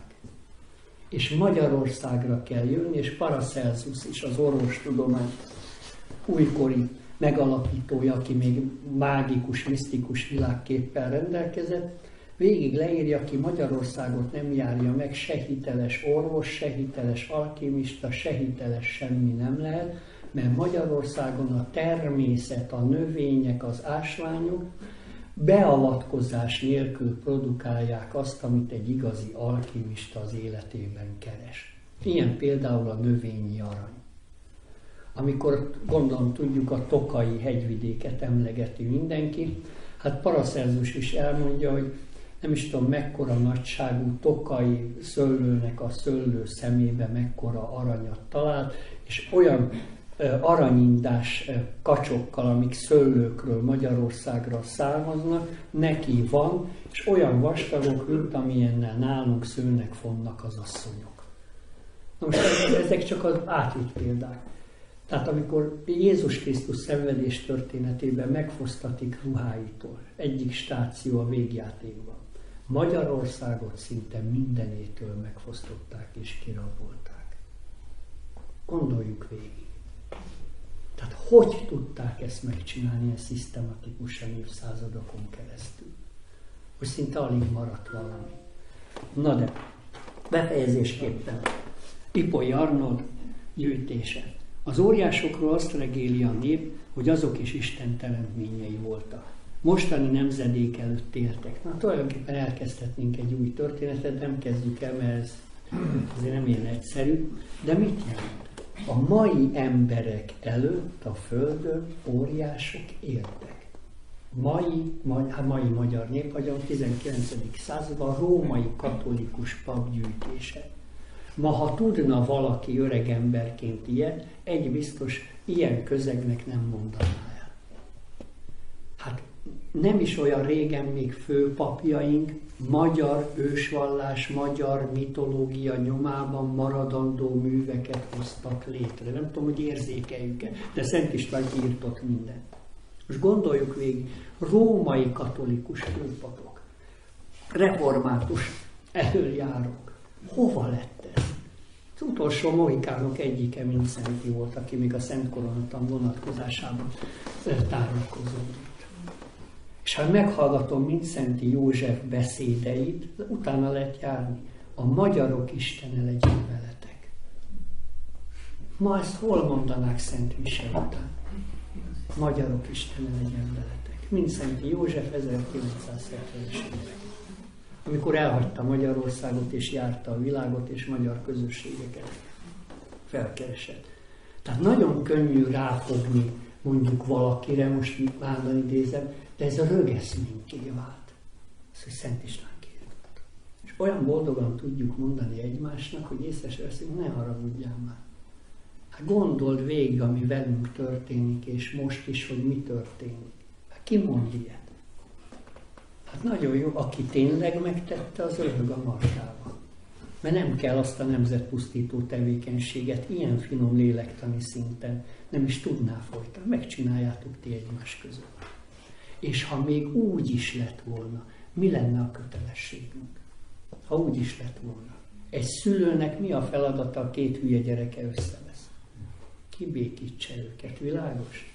Kedves hazai magyar valutáltosai, mi lenne a nem tudom milyen feladatotok? Koppány és István között békességet teremteni, nem pedig szívozni, szórakozni. Szóval egyszerűen nincs is szavam ehhez. Egyszerűen döbbenetes. És állandóan mondjuk, hogy mi hunor és magyar vagyunk, nem Káin és Ábel, elnézést. Káin és Ábel világa felé kezdünk ilyenkor sodorolni. Na de nem maradunk ott, és nem érünk el oda, hála jó Istennek. Tehát a mostani nemzedék előtt éltek, mikor már fogytában voltak, a mostani ember nem kezdődött. És képzeljük el, hogyha ezt mondjuk egy agyagtábla, hogy valahonnan máshol megint tanuljuk. Milyen gyönyörű mitológiája van annak a népnek. Hát hihetetlen gazdag hagyományvilággal rendelkezünk. Tehát amikor ők mentek, mi akkor jöttünk. És a majakicse indiánok hány emberiséget írnak le, és ez a mi nagy bajunk, hogy föl nem fogjuk, hogy sajnos, de egyébként tanítják, homo sapiens nem azonos azzal, nem azonos amazzal. Homo sapiens mióta van? Na, ember több millió éve van. És akit homo sapiens előttinek tartanak, én nem tartom egyébként, hanem ezek olyan jellegű dolgok, és olyan érdekes, nagyobb a koponyája, térfogata, de butább volt. Hogy? Szóval amiket itt talán, de lehet attól még buta, hát tök minden, lehet fűrészkort is távolni mondjuk nagyon méretű dolgokban, de érezni, hogy valamit állandóan szétkennek, hogy nem kell erről tudni, nem kell arról tudni. Hát a Nazca vonalakra gondolunk, a piramisokra gondolunk, nem a mai emberi arányokhoz igazított mértékek jelennek meg.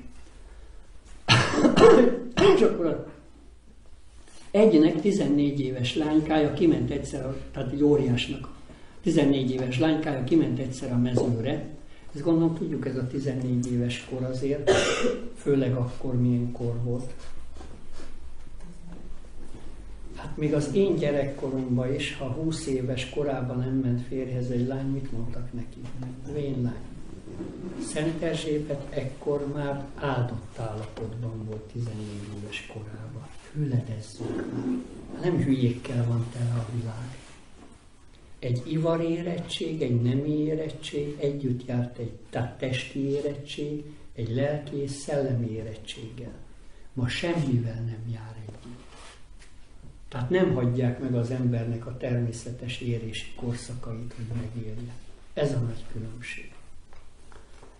És akkor változik egyébként minden időben, hogy valamikor korán házasodnak, valamikor későn házasodnak, de azért lánynál a 14 év, az 14 év. Most nehogy valaki félreértse. És a házasság 100 évvel ezelőtt a legény 18 volt, a lány pedig 16.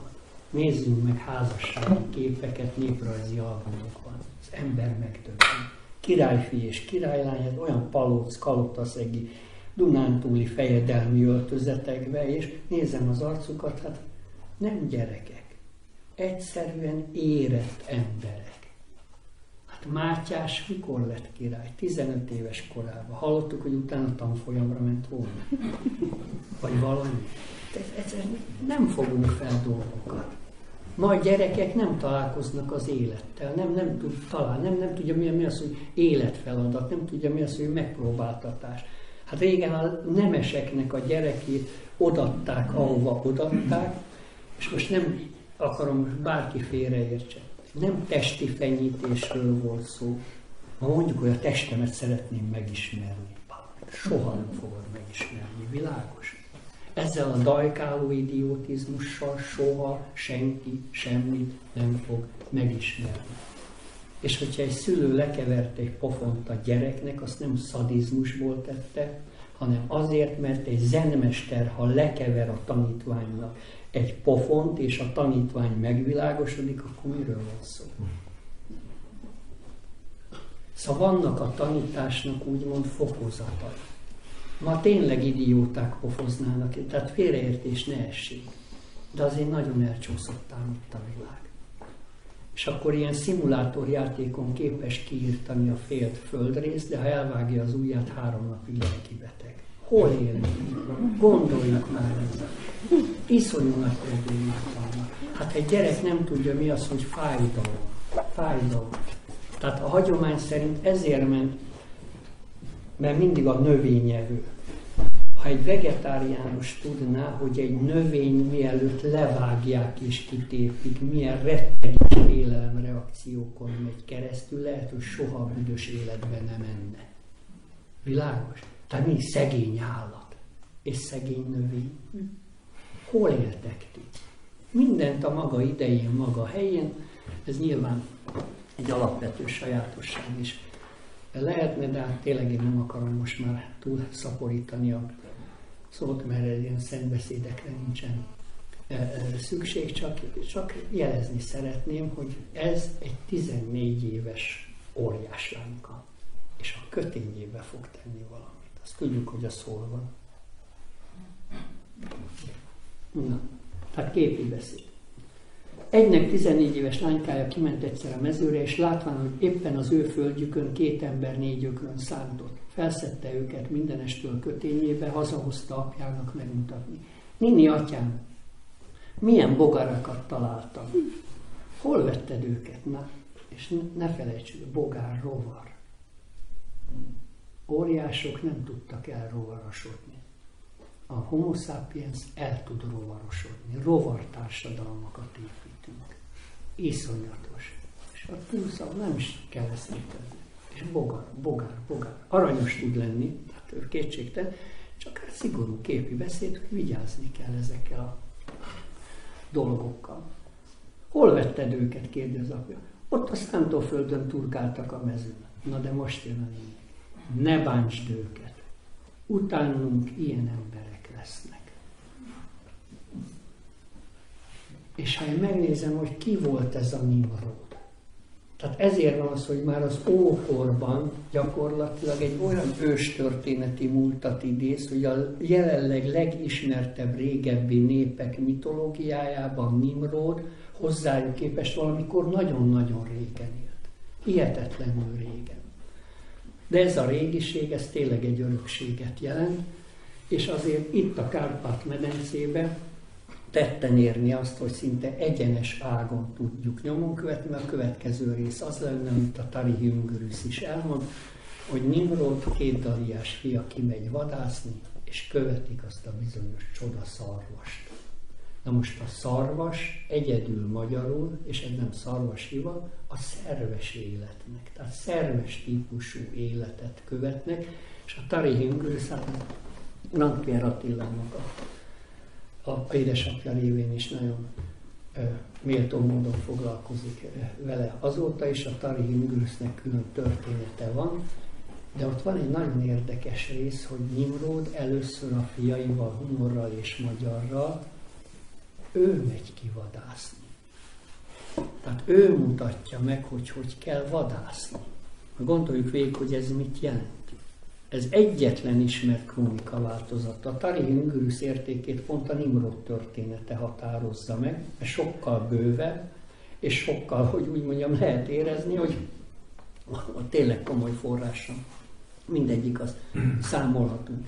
És feltűnik egy olyan csodálatos vad, csodálatos színekben pompázott, és minden irányba fénysugarak származtak ebből a csodálatos, tulajdonképpen nem is szarvas, egy fényjelenséget követnek. És úgy követi Hunor és Magyar a fényjelenséget, hogy hát a mitológia iránt hirtelen van egy váltás, otthon találják magukat, nevezik ezt az országot Magyarországnak, Pannóniának, és olyan nép van ott, aki az ő nyelvüket beszéli. Na most gondoljuk végig, hogy ez mit jelent. Hát ez nagyon egyszerű. a nép is Nimród nyelvét beszéli. Miért? Mert ők, mint fiak, kiknek a nyelvét beszélik, édesapjuk, édesanyjuk nyelvét beszélik.